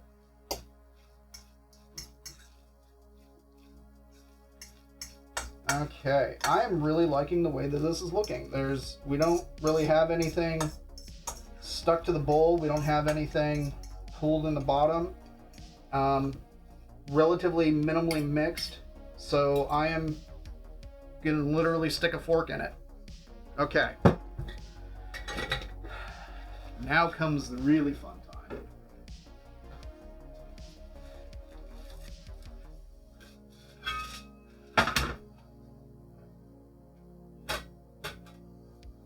Because bacon. This is a step that if you wish to omit, you are free to do so. Although, when you see how it looks, you're going to want to. Because it's super cool. And I will fully admit that my inspiration for this, I stole from it was kind of a thing maybe 12, 13, 14 years ago, something like that. There was I don't know if it was necessarily a food meme, but it was just like this really hot idea that was going around and people were making it because bacon was the absolute, like the be all end all, like everybody was all about the bacon. There was a thing called the bacon explosion. I don't know if anybody's heard of it.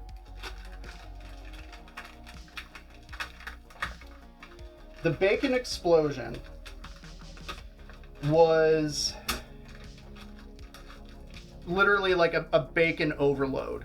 The way that it was built, and the recipe I think is probably still out there on the internet somewhere. But it started out with bacon in a base that was lined up to form kind of this lattice structure. And so in the recipe I put, like, I don't know how many slices to actually, the meme that people took way too seriously. Yeah. They did, like the bacon explosion. Like I did end up making it one time and I was just like, oh, this is just too much. Because, so it started, like I said, it started out as, oh, that for some reason is way thinner. You lay down the bacon in a square sheet, basically. Okay. That's why I'm just kind of going like this and trying to make it fit. And this bacon is oddly, like, the thickness is varying, which is not making me super happy. It's because you got cheaper bacon. Yeah, probably. It was just, mass machine sliced. Okay, so we have kind of a square. You know what? I'll add one more just for good measure.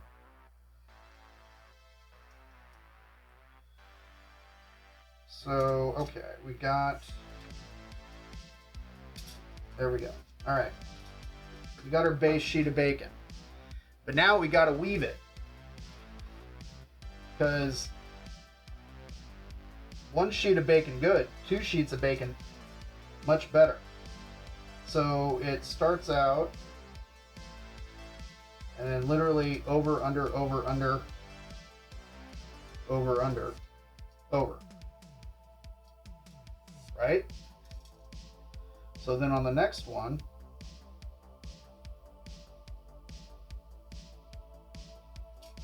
we got smart people here. So this one starts out under, goes over, under, over, under, over, and under. Okay. And we're literally just repeating this. This is boring. I feel like, we should get some, Some we need some saxophone music.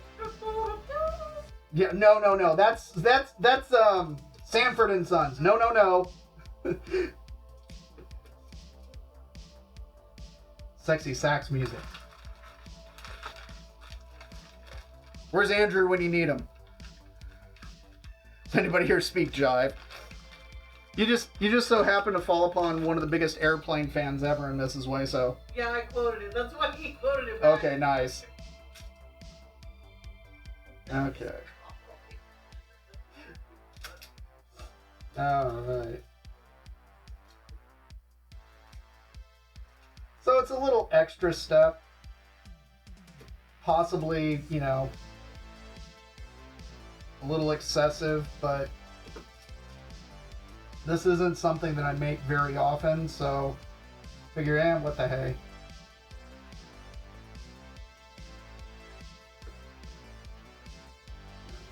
It's over.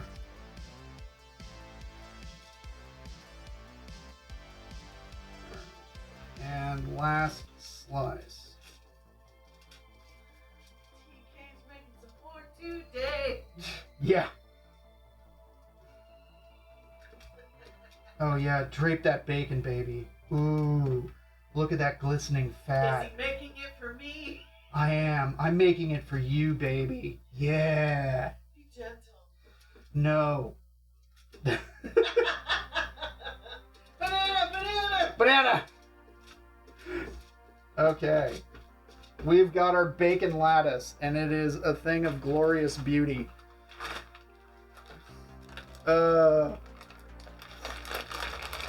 Banana! Banana! I need to get a banana emote. That would be good. A banana emote in here would be amazing. Okay.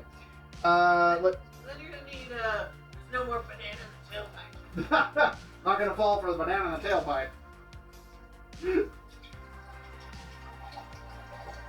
Okay.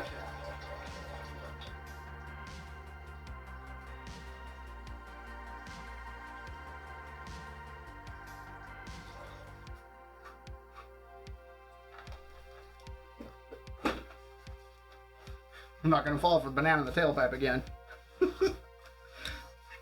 Beverly Hills Cop was amazing. Oh, what was that? There was a... Soldier Giants, the bacon porn. Yeah, bacon porn. Well, so for the bits donation, there's like an emote that, you know, you can get for that.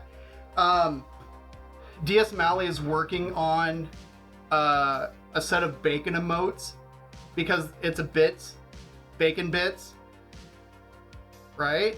So she's working on a set of emotes for me.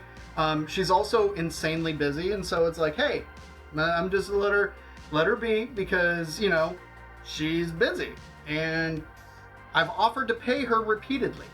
So I need to brush on some glaze.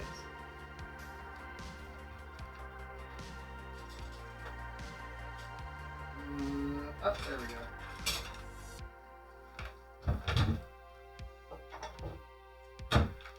So since I'm brushing directly onto the bacon, I'm actually going to pull out a little bit of that Walesboro barbecue sauce and use this to brush on. So then that way I'm not cross-contaminating the entirety of this barbecue sauce. Because if I go to brush it on to cook stuff, I'm not so worried. But brushing it onto the raw stuff, yeah, I don't want to cross-contaminate that. Okay.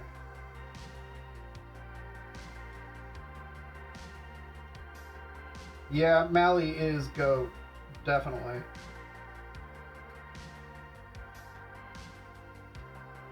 It's also really funny, like, watching what other streamers call her, because they don't understand that the first part of her screen name is actually kind of Latin, and so it's pronounced Diaz as opposed to Dies.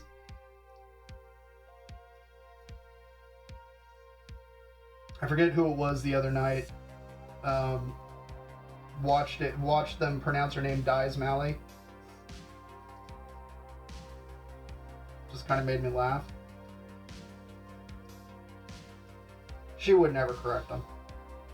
She's way too nice in that respect. But she's super tough when she needs to be. Not unlike Happy Funball, do not taunt the mallet. Okay, that is looking beautiful. Okay, now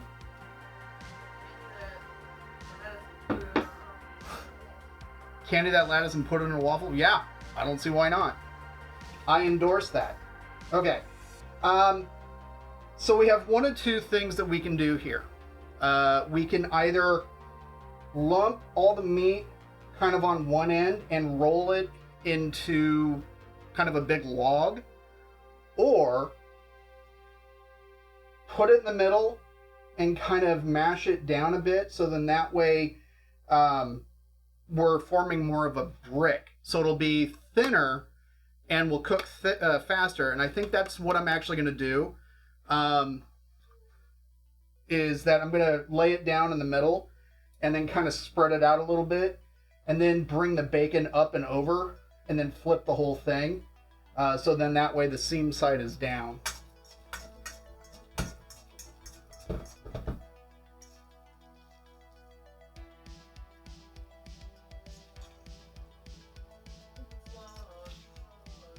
Oh, are we singing the log song? I don't know if that's what over the time but Did somebody say it's log? Oh, you did. Okay. I did threaten to sing. the only song you know that you'll do. Dun dun dun dun dun. What rolls downstairs alone or in pairs rolls over your neighbor's dog? What's great for a snack and fits on your back? It's log, log, log. It's log, it's log. It's big, it's heavy, it's wood. It's log, it's log. It's better than bad, it's good.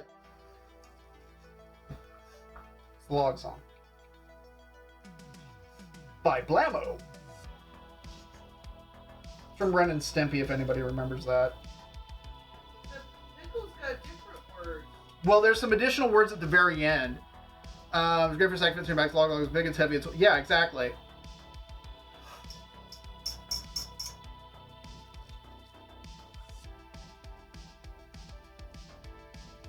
Yeah, and then there's a little bit like at the end. Everyone loves the log.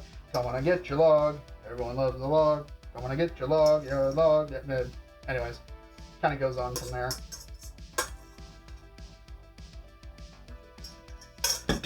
Telling you, when I get things set up to do bad karaoke, it's going to be fun. For a huge amount, you and I did duet ride. Yeah, exactly.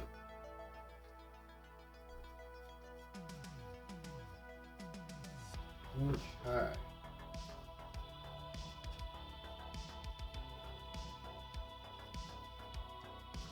Just pat, pat, pat. Okay.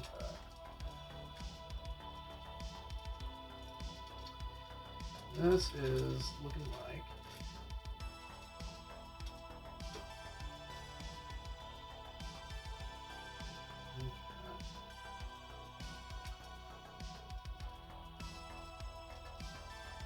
I know exactly what this is looking like. This is looking like... No, it's not going to be... This is the bottom. So it's okay. And that way it means more bacon is actually exposed to the open baking temperatures once this is flipped over. And it'll crisp up, which is exactly what we want. Yeah, normal car ride, precisely. But bad karaoke is still, fun karaoke because I don't have the greatest of voices. I'll sing along, but I can't say it'll be good. But, yeah, it'll be like bad karaoke of, songs that I love and songs that I know. Like the Vandals' Happy Birthday song, or the Vandals' cover of So Long Farewell. Oh, this is the bottom on the Soldier of Giants. We haven't flipped it over yet. It'll be even more beautiful once I have a chance to flip it over. But to do that... You need to grab something? No. Is your hand contaminated? Oh, yeah, you're done.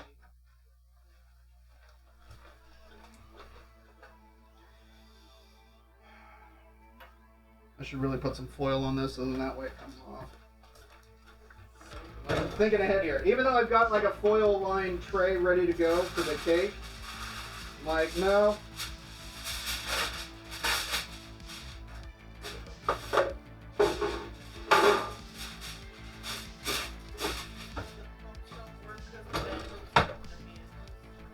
What's that? But the pumps don't work because the vandals took the handles? Yeah, exactly.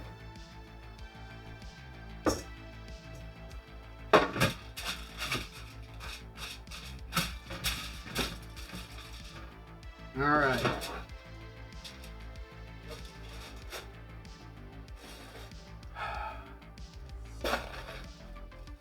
Alright, we ready? Hold on.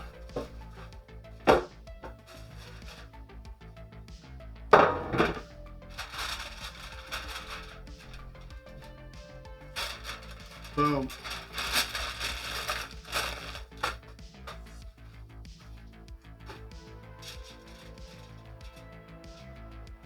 That is a thing of beauty. Okay, so this is now all nice and foil lined. I've got it up to the edges because this thing is going to render some fat, and to be honest, I do not feel like scrubbing the pan. However, I probably will end up doing so.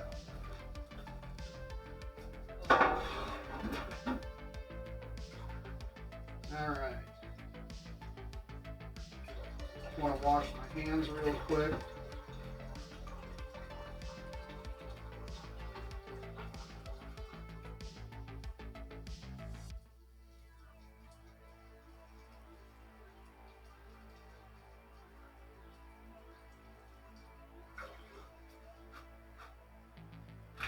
Alright, so now that those are clean, I can take them off.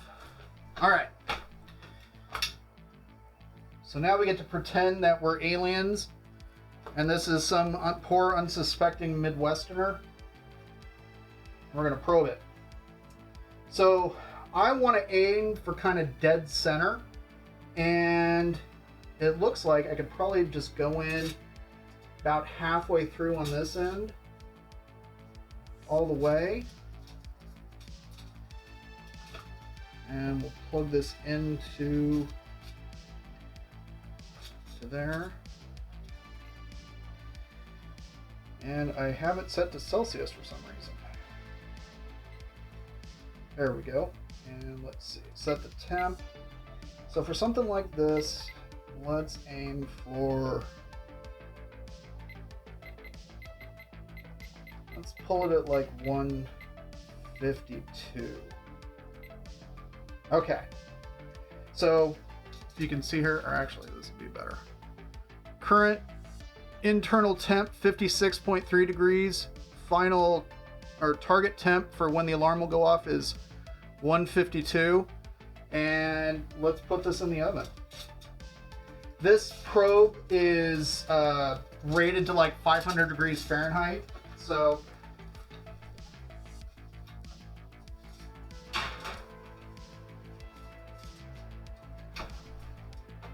I'll just leave that sitting on the counter. Since I'm over here, okay, this is actually cool enough to handle.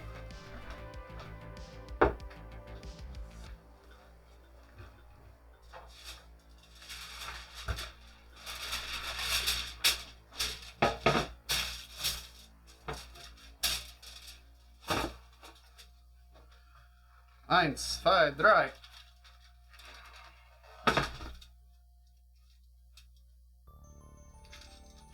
Okay. I don't know if you can see, but it's slowly releasing.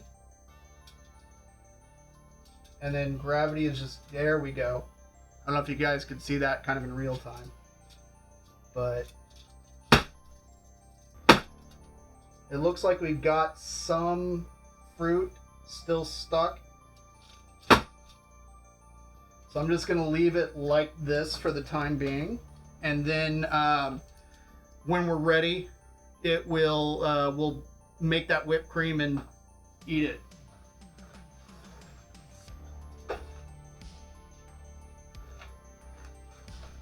All right. Next up.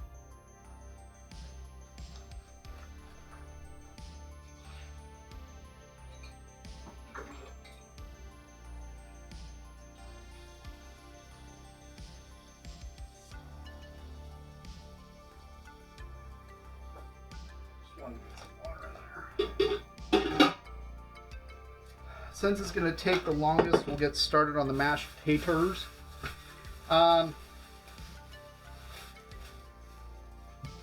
Most likely, I ended up making mashed potatoes to go with the meatloaf a couple of years ago.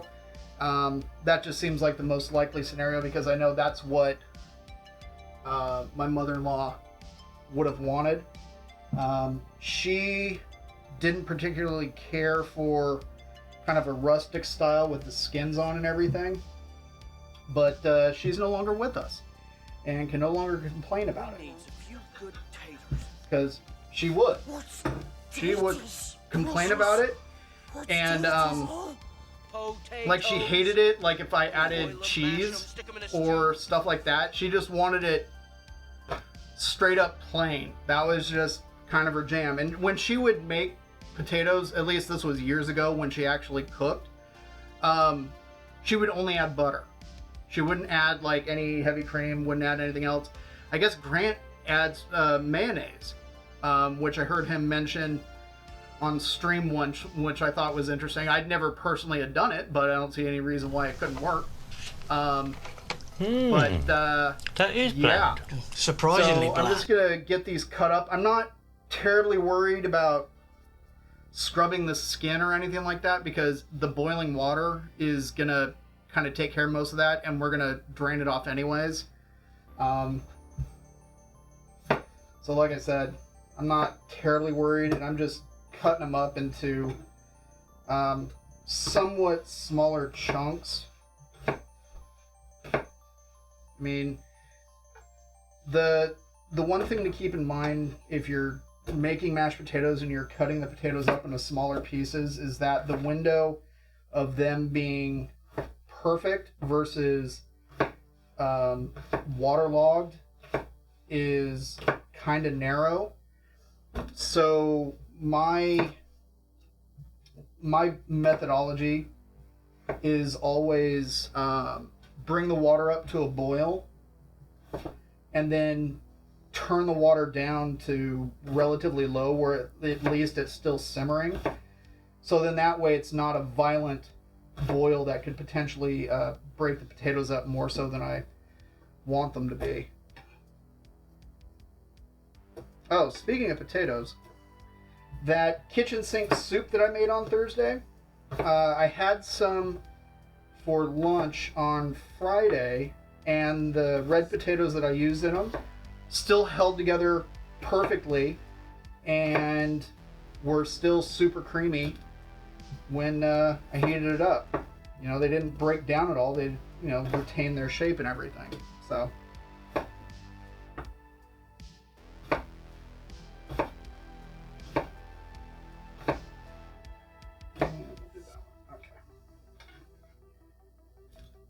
and I'm honestly just aiming for roughly the same size on these. I'm not... They're getting mashed up. It's not necessary that everything be precise. I'm just aiming for roughly the same size so then that way they're all done at just about the same time.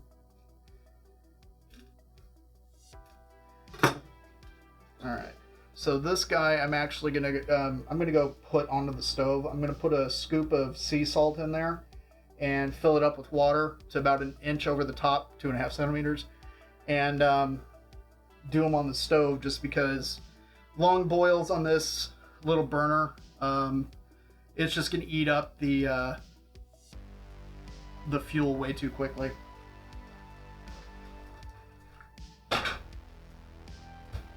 So mental note, get an induction burner.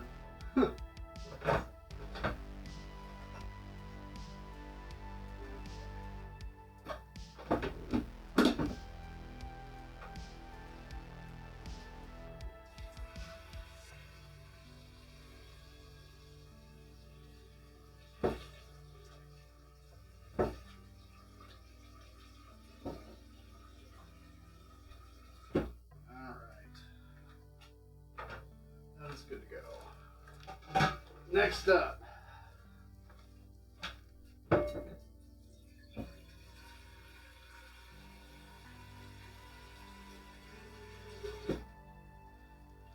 So I'm adding water to the pot and getting out a steamer basket for the green beans.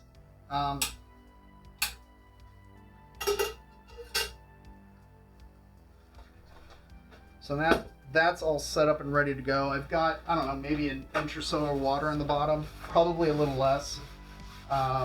It doesn't need a ton of water. You just got to make sure that you don't let it go for so long that all the water evaporates and you're left with the hard water residuals. Now hydrate.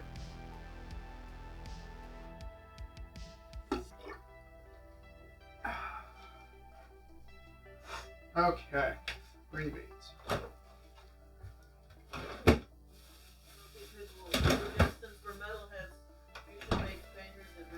Bangers and mash. I'd be all over that. If I had any bangers, I absolutely would.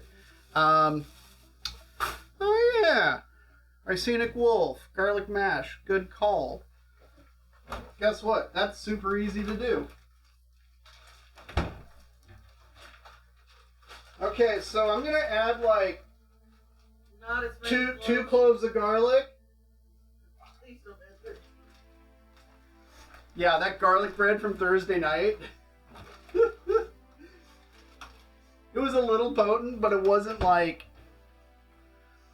It was still consumable. So okay, we've got garlic in there, so when we're ready to turn on the heat, then that'll be ready to go. I'm going to wash these real quick.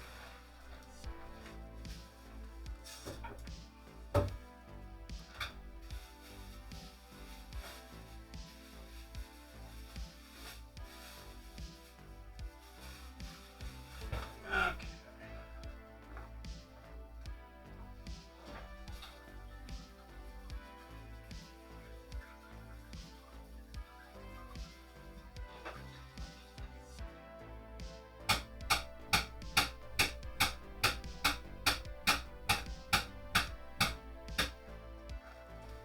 Now, admittedly, I have way more green beans here than two people could consume in a single sitting, but I'm not going to be able to eat all the meatloaf in one sitting.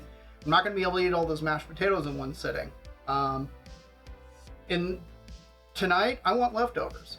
Probably because I will have them for dinner tomorrow, because meatloaf is excellent. And to be honest, like taking a slice of cold meatloaf and like frying it in a pan for like a meatloaf sandwich, or just reheating it that way, is straight up delicious. So yeah, that's okay, Lumpy Pickle. I've used that line many a time myself. But yeah, bangers and mash I think would be excellent. I just got to get a hold of some proper British bangers. I can think of a couple places to look, but I'm not 100% certain. I'm going to have to do a little bit of research. But if I can find proper British bangers, then yeah, absolutely. All over that. We'll make like a proper onion gravy to go with it. Yeah, meatloaf Sammys are real good. I'm personally a big fan. So for these, okay. This is just kind of DK soapbox sort of thing. When I go to the market and, you know, you see these big bins of like green beans or some vegetation or something like that, you always see people that are there and they're spending like 15-20 minutes meticulously going through everything, picking through, making sure that they're only getting, you know, just specific items, be it green beans, be it whatever. You know, I've tried to do that in the past, but honestly, it's not worth it to me for the amount of time and energy expended to stand there for, you know, 5-10 minutes picking through things. I just assume kind of like get an eye on an area that looks pretty good, and I just kind of dive in and get a big old handful. And if I end up, you know, throwing away you know, a couple of things like this one, it's like, oh, okay, I can trim it up and still eat it, so I'll still use it. But, I mean, if I get ones that are a little bit less than perfect, and oh no, I've got to throw a couple away, I'm literally at that point out fractions of a penny. You know what I mean? So it works well. Major props to G Money. Yeah, exactly. I just grab handfuls of beans. Yeah, exactly. I mean, it's not worth it to me to spend the time digging through. Yeah, like, so like this one. This one's a little shriveled up and dry, and here's like a little piece of grass. It's like, okay. Oh no, there went like a third of a penny. Somehow I ended up with a sugar snap pea. And then, yeah, I mean, you get like little bits of leaves and things like that. But honestly, it's worth it to me to just grab the handful and, you know, just kind of pick through them when I'm going to make them a little bit later. Because, I mean, if you've noticed for those that have been here for any amount of time, is, hey, Sleepy Dragon, welcome, welcome. Oh, yeah, no, fantastic. Yeah, if you compost, then that's amazing. We've tried and haven't really been successful with it, so we just haven't. But yeah, no, if you compost, like, that's fantastic. Yeah, don't even worry about it, because it's just going to end up in your compost bin becoming, you know, wormed food, and then really good soil for planting veggies and stuff like that. Anyways, as I was kind of saying, whenever I go to like make dinner, my the way that I approach it is, okay, I try to get things set up so I can like put it all in the oven or get it on the stove and just get it done. So then that way I can like leave it to cook, and I can go sit down for, you know, half hour, 45 minutes until like a timer goes off, and oh, I've got to, you know, flip something, or I've got to rotate something or whatever. Just so then that way it's, you know, I'm not having to stand and do stuff the entire time. That's not always the case. Sometimes, you know, I'm active for the entire time that I'm making dinner, depending on what it is. List, no, good one, Scott. Make a list. My list usually goes on the fridge, and I just take a picture of it. Just easier. So, at any rate, all I'm doing is I'm going to be trimming both ends and kind of cutting them into bite-sized pieces, and then my plan is to steam these, and then at the end, toss them in a little bit of butter, salt, and pepper, and then French fried onions, just crunchy onions, because it's a classic and it's always good. And that honestly would have been what I made.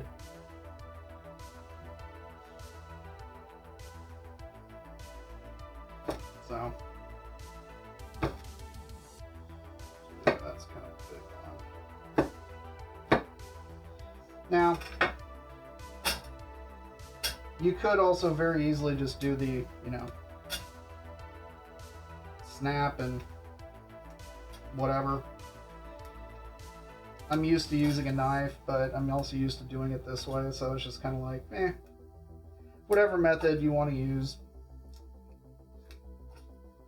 Not really picky about it.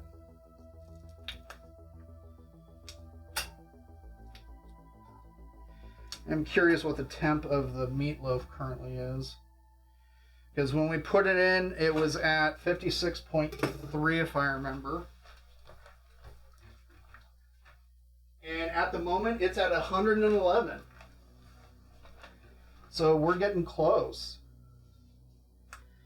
Doing it that kind of thinner way, you know, means meatloaf's done way quicker.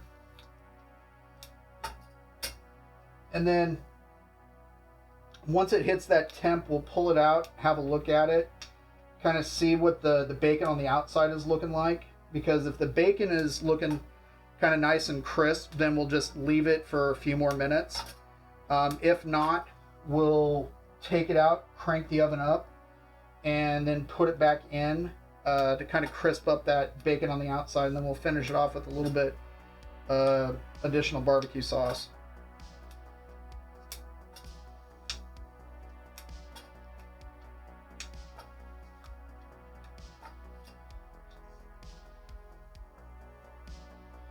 It's at 111. Probably getting to be pretty close to time to turn on the potatoes. Because these will steam up pretty quick. They'll be done in 5-10 minutes once the water comes to a boil. But I mean, there's not a ton of water in there anyways, so the water will come to a boil pretty quickly, especially if I do it over my one big burner.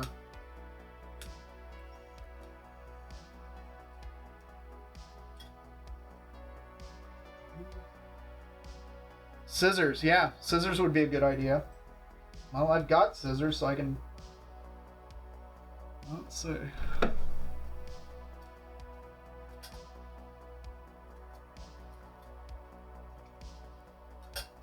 Yeah, that actually works really well.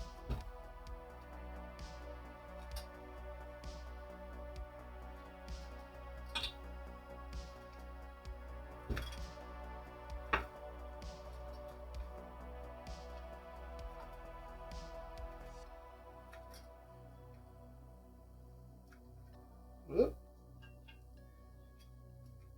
Good thing I cleaned the counter earlier.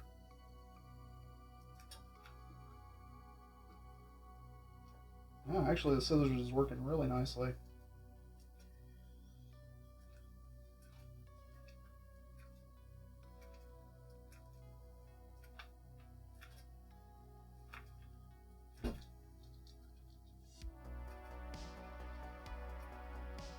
Is that the wind I hear?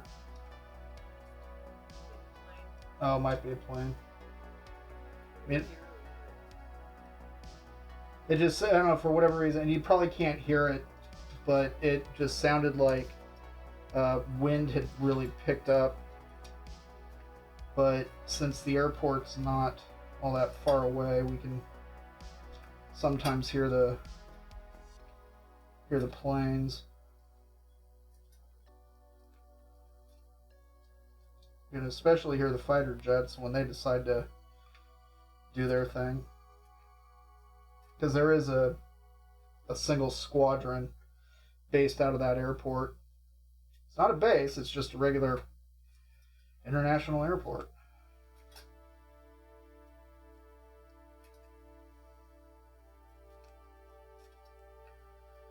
Riding on the wind. Too bad my range isn't working. Watching these fresh beans being prepped makes me want to eat better. Yeah. I'm sorry to hear that your range isn't working. I know, like, if ours broke down, I mean, I've got a camping stove that I could use. But it would also mean that I'd have to completely readjust, you know, how I make stuff. Thankfully, you know, I've got like a grill outside. I can sous vide stuff and then finish it outside. Maybe not be able to roast a whole lot of things, but we can make it work.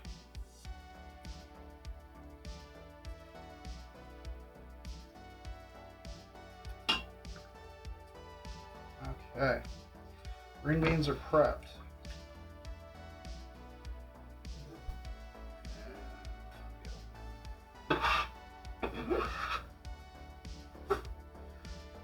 All I need is my lid, and let's double check that. Okay, so the meatloaf was just at 111. It's now at 126. Yeah, pretty quick. So let's get these potatoes going. I'm gonna move the cake a little bit.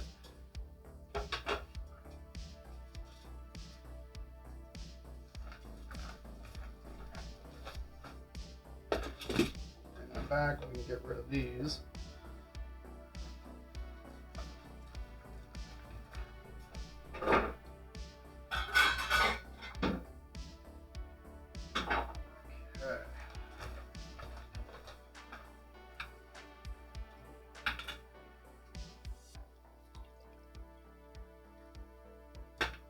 All right, let's get that turned on. That one goes there.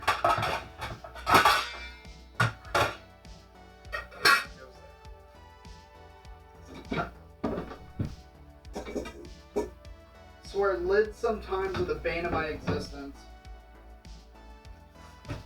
They never stack well. They're just a big pain. Boop. All right.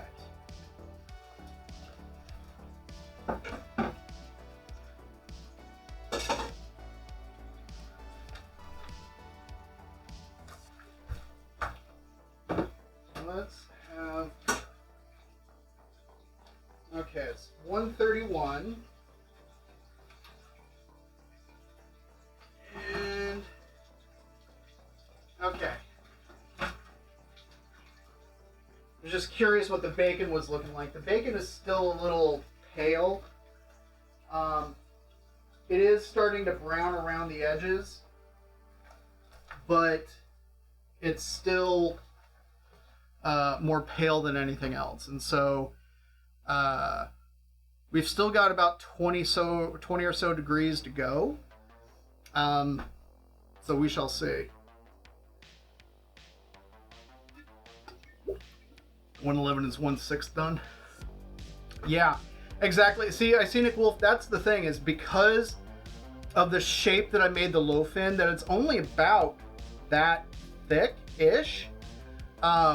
It's gonna bake up quicker, and since it's baking up quicker, it's not going to have as much of a chance to really dry out. I mean, there is some rendered fat on the tray, be it from the meatloaf, be it from the bacon.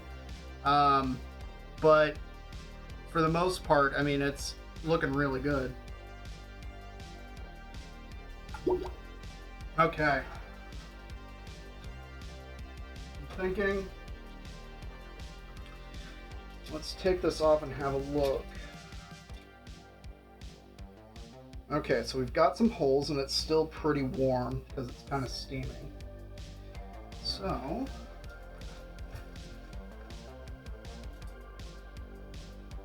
there we go. All right, so let's see.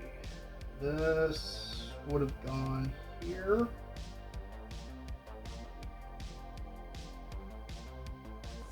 Cake reconstruction. This would have gone right there. Let's see, this would have been at the edge. This would have been right there. That would have been there. That's that little wedge. And so yeah, not bad.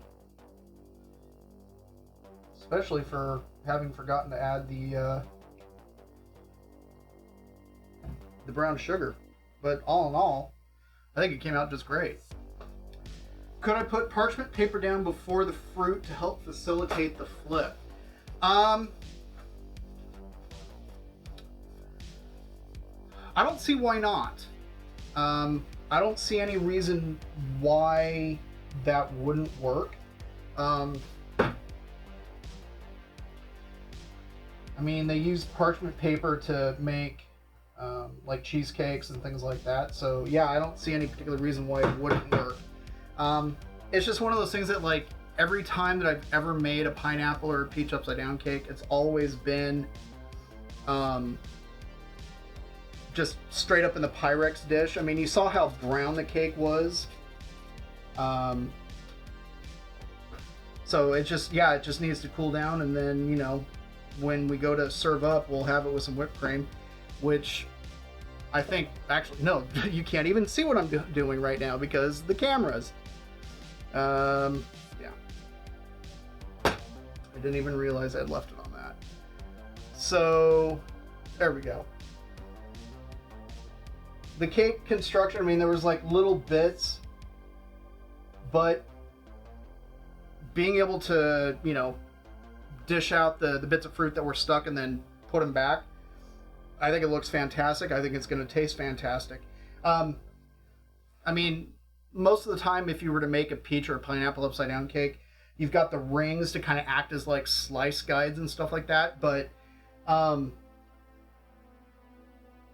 I don't need guides. I can just, you know, that's mine. Yeah, but it came out really good. You know, in spite of forgetting the brown sugar. Okay. Alright, that is starting to steam, so I'm going to turn the heat down on that one. And let's set timer because I don't want to overdo the green beans. In the meantime,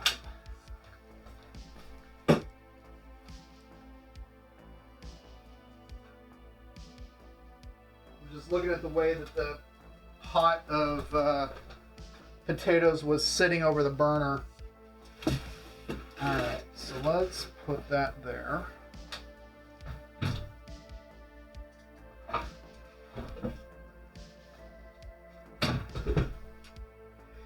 And since we can,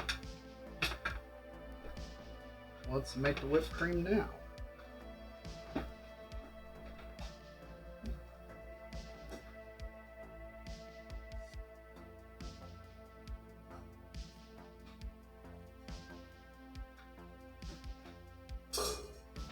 Okay, I do believe the last time that we made whipped cream, I talked about if you have the opportunity to stick your work bowl and whisk attachment into the freezer ahead of time, to definitely do it. This has been in there for about, what's it been? About 3 hours now, so it's properly frosty. So we got that going on. I still have some of that sugar that I blitzed up in the blender to make it super fine. So I could use this, but we talked about using brown sugar instead of regular white sugar. And what? Hang on, hold up. I'm hearing objections from the other room. Well, I'm concerned about brown sugar messing up the whipped cream. In what way?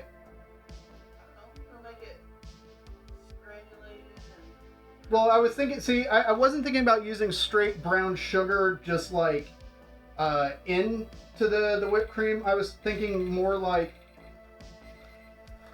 that's the meatloaf. Okay, so the meatloaf is now at 152.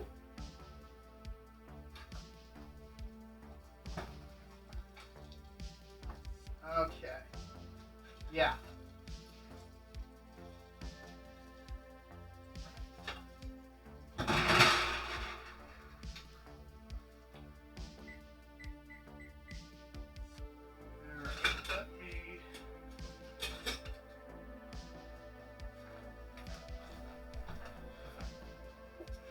I'm going to move the cake momentarily.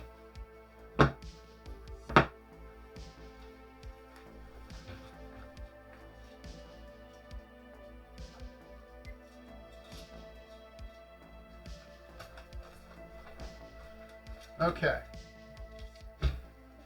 So there's our meatloaf as it currently stands. Okay. The current internal temp, and I don't know if that's showing up on that camera. Let's do that. 155. Alarm went off at 152. So we've already cruised up a couple of degrees. Yeah, see, 155.3, and it's still going to go for a little bit. So, okay. Back to the whipped cream. Well, if you want, I will skip the brown sugar. No, go ahead. I'll try it. You'll try. I'm sorry I argued. All I'm going to say, I got three little words for you. No, we're good. You sure? Yes. You're sure? Do the brown sugar. Okay. It might be the greatest thing I've ever eaten. You'd be like, wait, where has this been all my life? All right. So I'm going to blend up some of this brown sugar.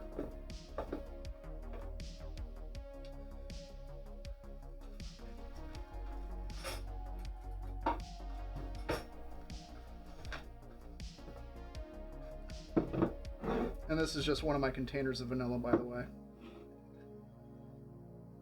So I think that's plenty. All right.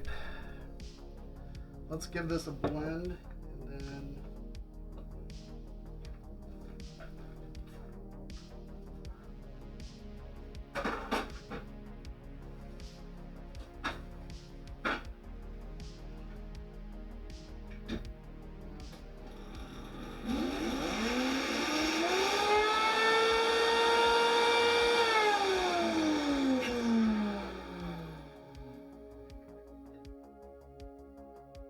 pulled that off kind of quickly because it wasn't really moving around.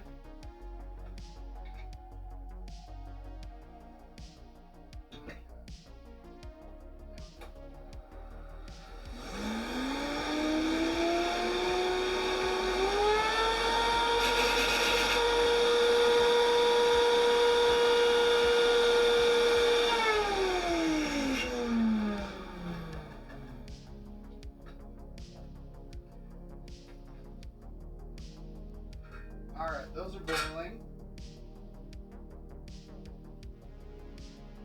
Turn those down and leave the lid ajar. Those are steaming, and I've got another minute on the clock. So let's see.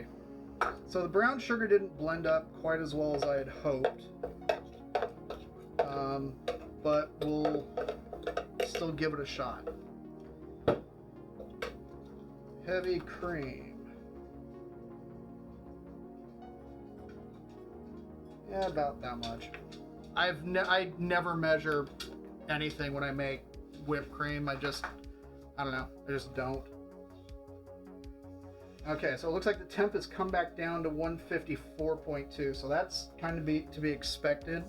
But we're gonna put it back into a 450 degree oven in order to crisp up the bacon. So we'll just kind of monitor it at that point. So let's get this going.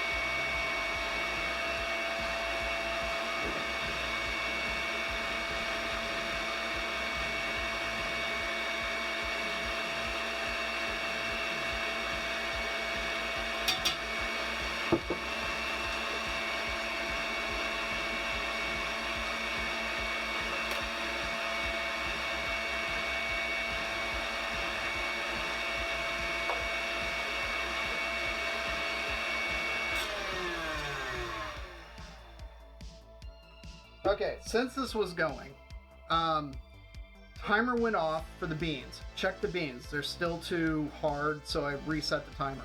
Check the potatoes. They're nowhere near done, so we're going to leave those to go. I added some vanilla extract to this while it was still mixing. Now I'm going to start adding some of this brown sugar. And then I'm going to just kind of let it go.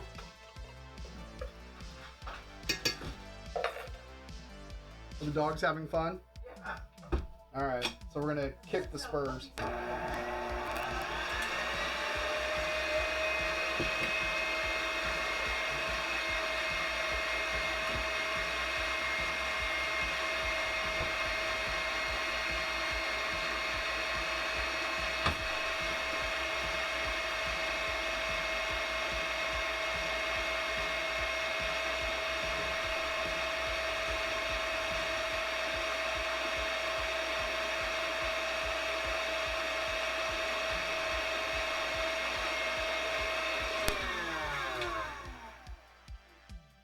Okay, so I'm not entirely certain how well this is showing up because of the color, but the whipped cream has got a slight brown tinge to it, which, you know, obviously is to be expected because of brown sugar and molasses. But the big question is how does it currently taste? Tastes like it needs more.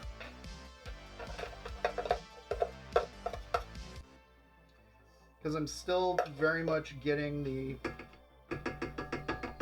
straight flavor of the cream, and it's not quite sweetened up as of yet.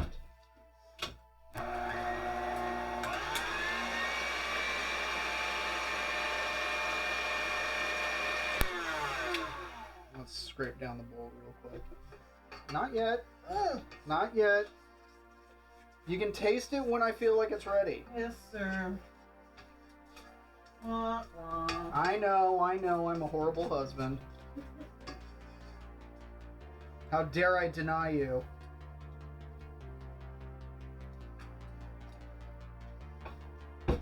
But the problem is, if this is going to be your first taste of it, I want that first taste to be where it's like actually ready, as opposed to, oh, this isn't good. Well, it's not done yet. So, just pizza, baby.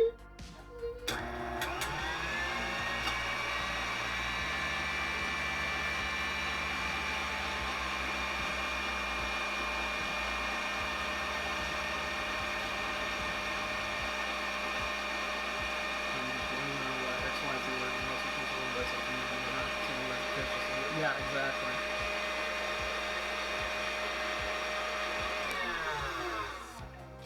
I was just reading Isanic Wolf's comment about high school chemistry class and understanding, you know, basic reactions and how they affect the way that the final thing comes out, and then being able to kind of experiment at that point.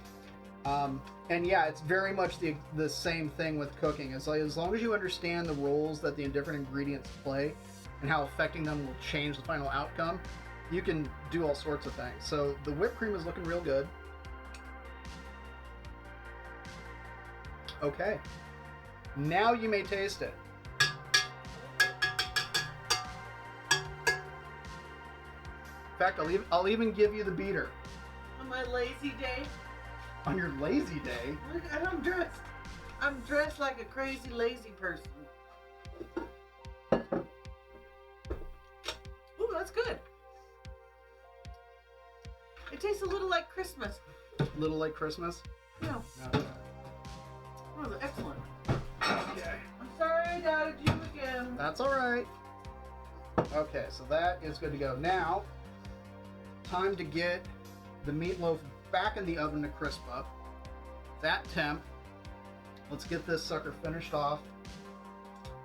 And then we'll double check where the beans and the potatoes are at.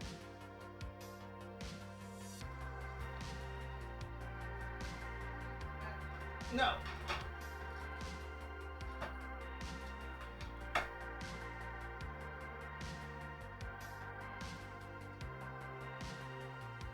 There we go.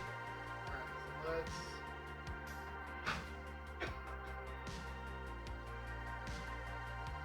so So it went up about, what, 3 degrees or so?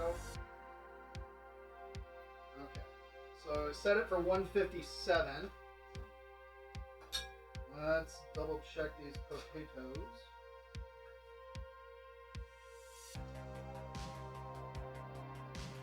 Okay, that's feeling really good. So we'll turn that off and see how the beans. Oh, they've changed colors, so that's good.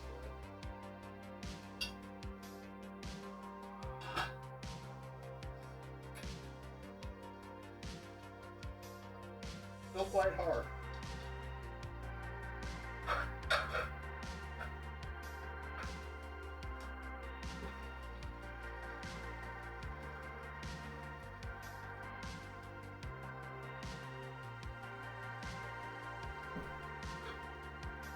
Okay.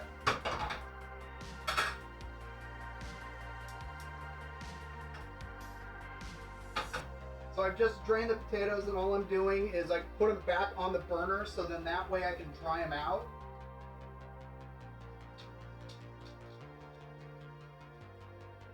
I'm just shaking it up to try to drive off as much of the water moisture as possible.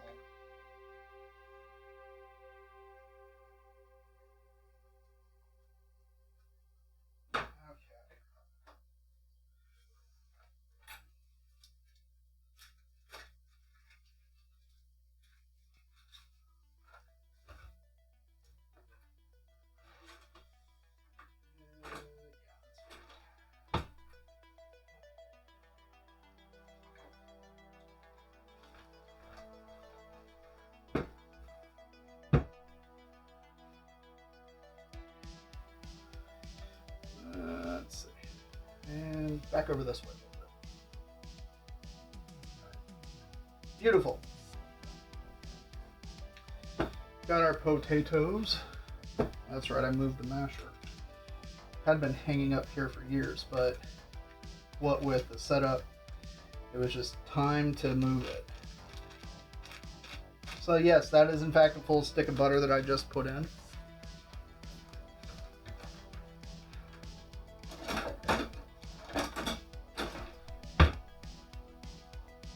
Alright. Meatloaf is at 144.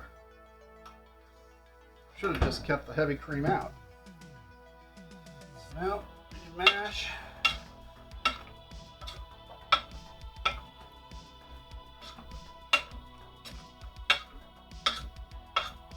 Ooh, you can smell the garlic now. It's really nice. And you just dropped like 2 cloves in the water? Yeah, 2 cloves. How many cloves did you drop? Like a handful. I don't know, it's probably about 15, 16 or whatever. Seriously? Yeah.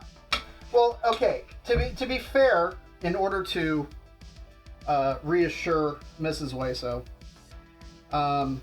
the garlic cloves, when they boil, they will get way milder. They're not going to be that spicy, like super hot, crazy Like garlic flavor. Yeah. Scenic Wolf. Yeah. After that's about ghee, using ghee. In the mashed potatoes, absolutely.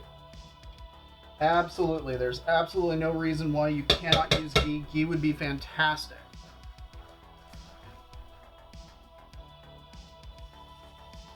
Now that I've used the masher, I need to get the water on it in order to get the skins and everything out. You got it? Okay. So now... The sink was empty. It was empty. But thankfully, dishes should come together pretty quick. Okay. So now we've got the basic mash. Let's add some heavy cream to make it super rich and luxurious. And to be, you know, I haven't measured the amount of dairy that I put into mashed potatoes in extremely long time. When I was a kid, it ended up becoming my job to make the mashed potatoes, and so through just years of trial and error, and realizing that, you know, hey, I can add more, but I can't, you know, take any out by, you know, whipping all the potatoes, that I've realized, oh, okay, I can kind of eyeball it based off of the amount of potatoes that I actually have in order to get the consistency I want. And this is looking really good. I like this consistency. Let's grab a fork.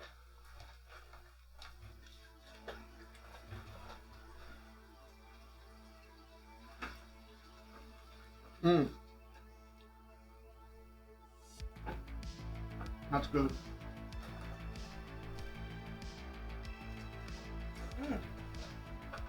Seasoning is spot on. Yeah. And that's because I made the water salty like the sea. Salty like the ocean. So that is ready to go. Yeah, dude. And I like that there's chunks of potato. Yeah. Alright, so that's there. Let's check these beans now.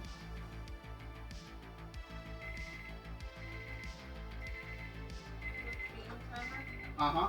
No. That's the meatloaf. It's now at 157. The bravado jalapeno and garlic shake would make a nice flavored cake for taters.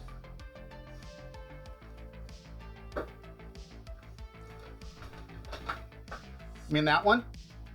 Yeah, it's a good one. All right. Let's pull this out.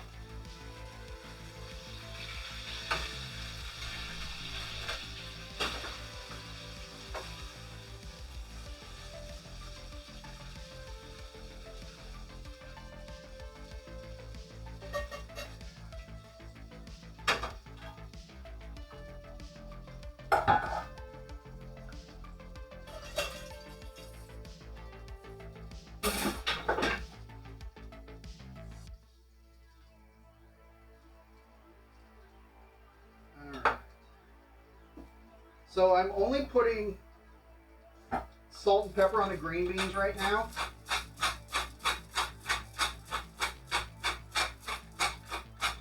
So then that way, however much butter myself or Mrs. Hueso wants on them, we can add that.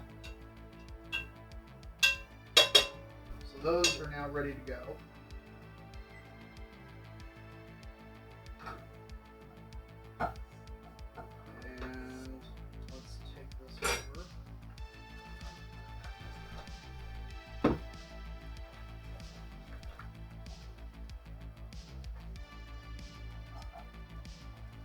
Okay, current internal temperature of the meatloaf, 164.6.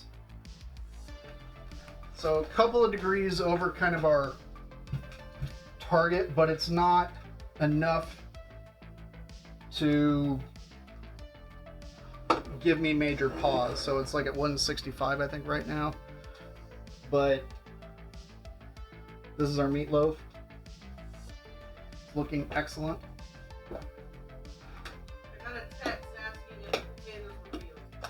No, the potatoes were not peeled.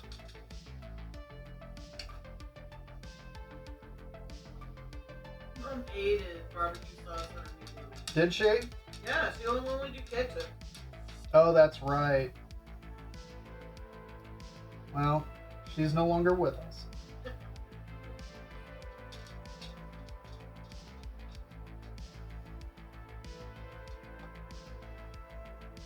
There we go. That's looking excellent. Excuse me, Jane. Jane's like, I smell meat. I want some. Okay, so whipped cream is done. Cake is done. Just about everything be done. So, I'm thinking, let's see.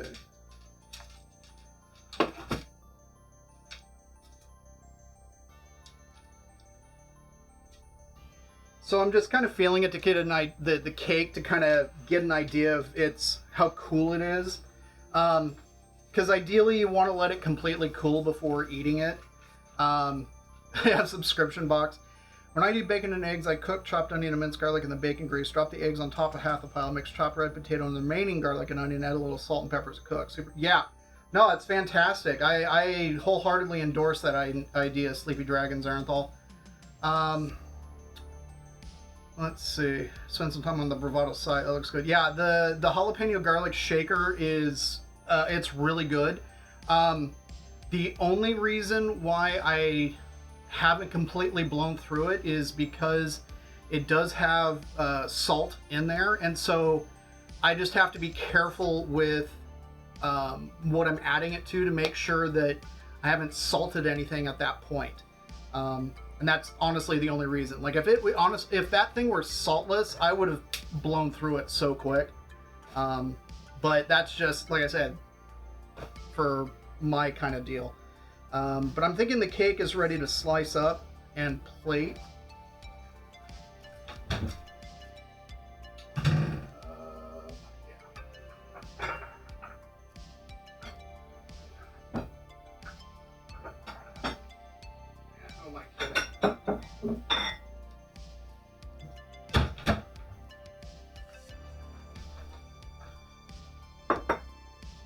Because I want cake. Let's go with this one. So, yeah, I'm thinking right about there.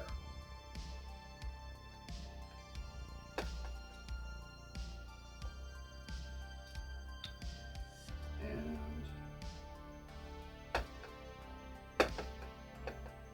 I'm going to grab a spatula real quick.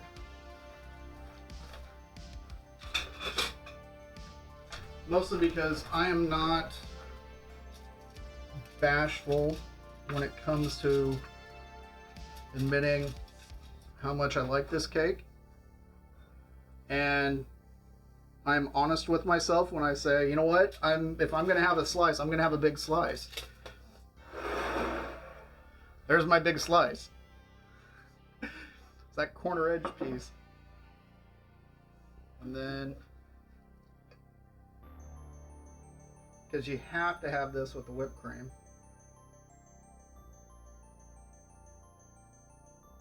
Hmm? Boom. A giant piece. It is a giant piece, but you know what? I will consume it with gladness. Okay.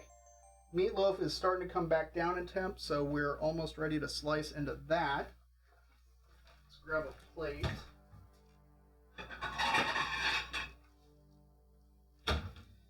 Grab some green beans. Andy just started. Oh, did Andy just go live? Yeah. Okay, so dishing up some potatoes.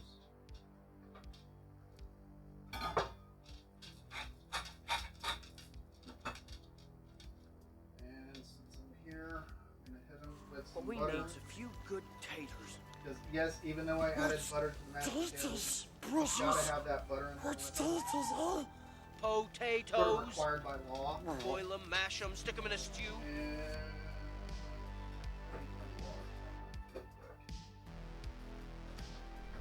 And okay, so there's that.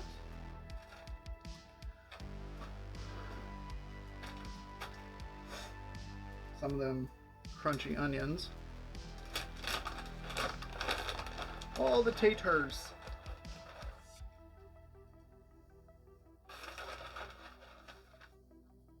You always add the crunchy onions at the end so they stay crunchy for as long as possible. Then let's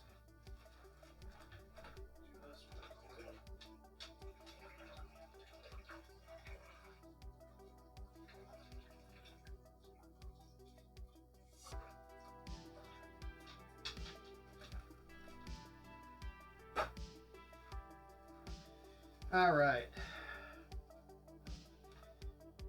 Move this temp probe.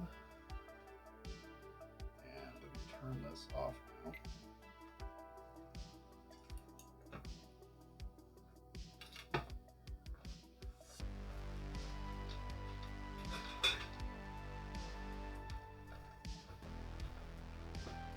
since we're here, let's...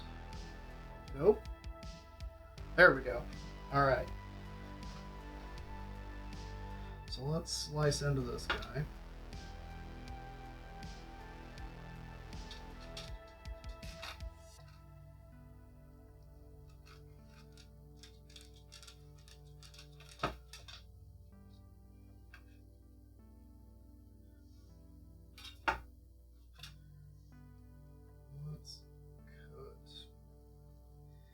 So I'm cutting about an inch wide piece. Oh, that's looking good. Okay.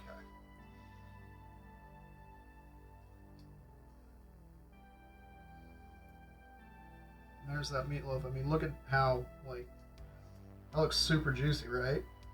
Doesn't look all, like, dried out or anything like that. I'm also always a big fan of the end. I don't know why, I just am. So I'm gonna have that too. Good thing you skip breakfast. Yeah, it's a good thing I skipped breakfast, huh? We only had light lunch. Yeah, and a light lunch. And there we go. Meatloaf, mashed potatoes, green beans, and pineapple and peach upside down cake with brown sugar whipped cream. Yum, yummy. So let's tuck into this. No knife necessary on this because it's just super tender. Mmm.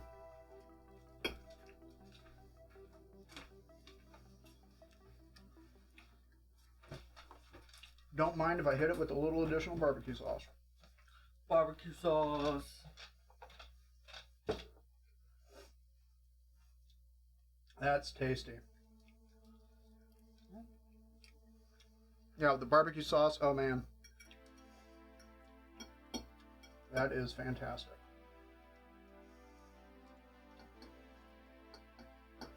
Potatoes. Perfect. Yeah. And then let's try these green beans. Yeah. Scott's right, we're going to be sound asleep in 20 minutes. Yeah, you like the food coma emote? That's a new one. Mmm. Oh yeah. So, let's get a bite of this cake. It's good. Some of that.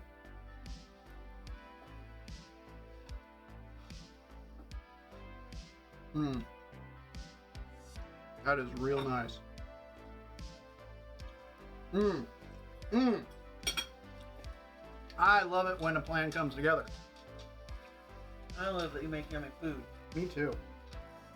So yeah, that's dinner, folks. This has been a trip down memory lane. This has been in celebration of my late Offaversary. Woo! Oh, we need to write that one down. Write that down, would you? What's her face from Parks and Rec? Not Shauna Mulway tweet, but woo! What's her name? The former Miss Pawnee. Just put Miss Pawnee. Yeah, Miss Pawnee works. So yeah, that is that's it for today, folks. And it looks like Andy just went live not that long ago. Any questions? Are there any questions first and foremost? Who's coming for dinner? Yeah. I got plenty. Oh, Grant's on. I thought Andy was on. Oh, my bad. My bad. I was given incorrect information. My bad. Hang on. Sorry, I was lost in the food. That's fine.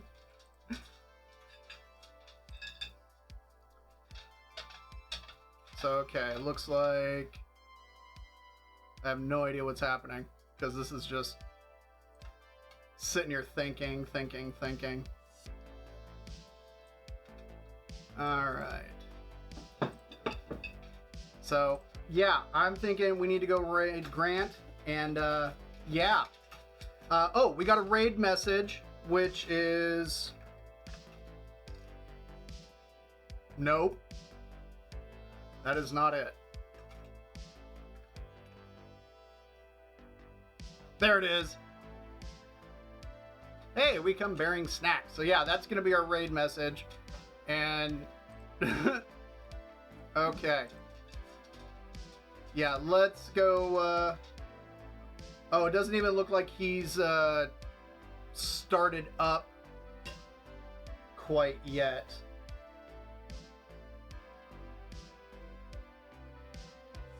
So actually, let's close that because that's being kind of annoying. And let's do this. Oh, the joys of technology. But I still love technology. I think now it's just making a bunch of sounds, which it shouldn't. Yeah, okay, I thought I muted it. Okay, cool. I think we hit the button, but isn't live yet. Okay. Well, then... Chat party! Yeah, we can invade his chat with food and fun stuff. If this page will load for me.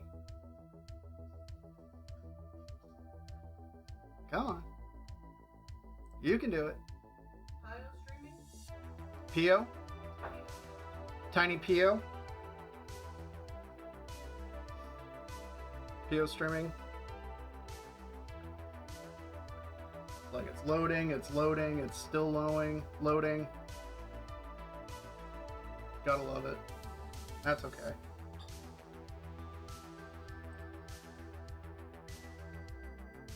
Because chances are I'm going to end up over in Grant's chat watching that anyway, so might as well just take the party over there since he popped in earlier.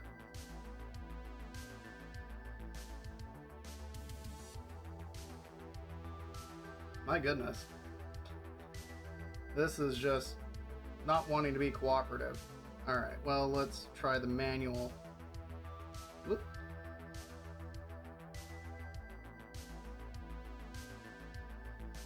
Come on. Come on.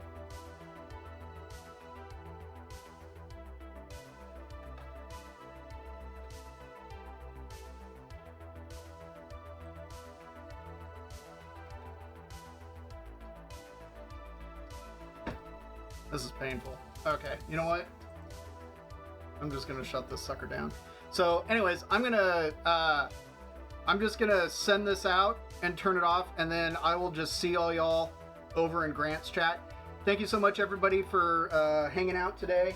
Yeah, if you guys have any questions, you can always. Whoop! What just happened? There we go. Darkness.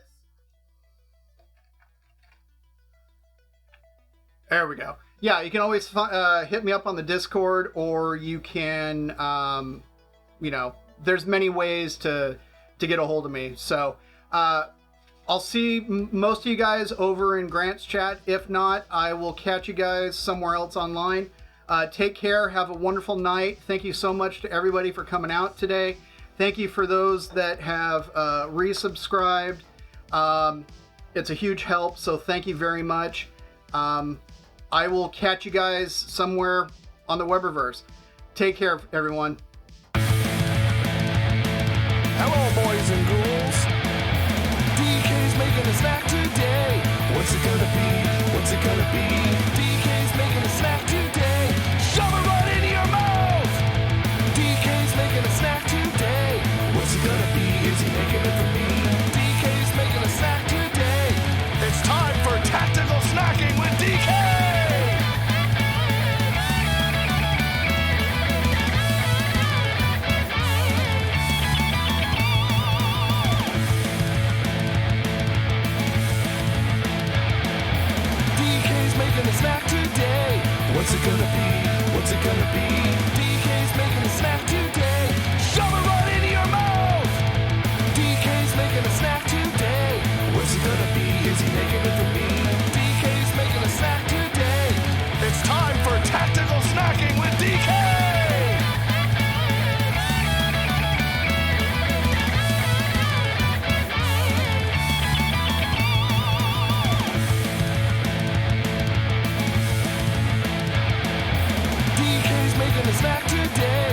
What's it gonna be? What's it gonna be?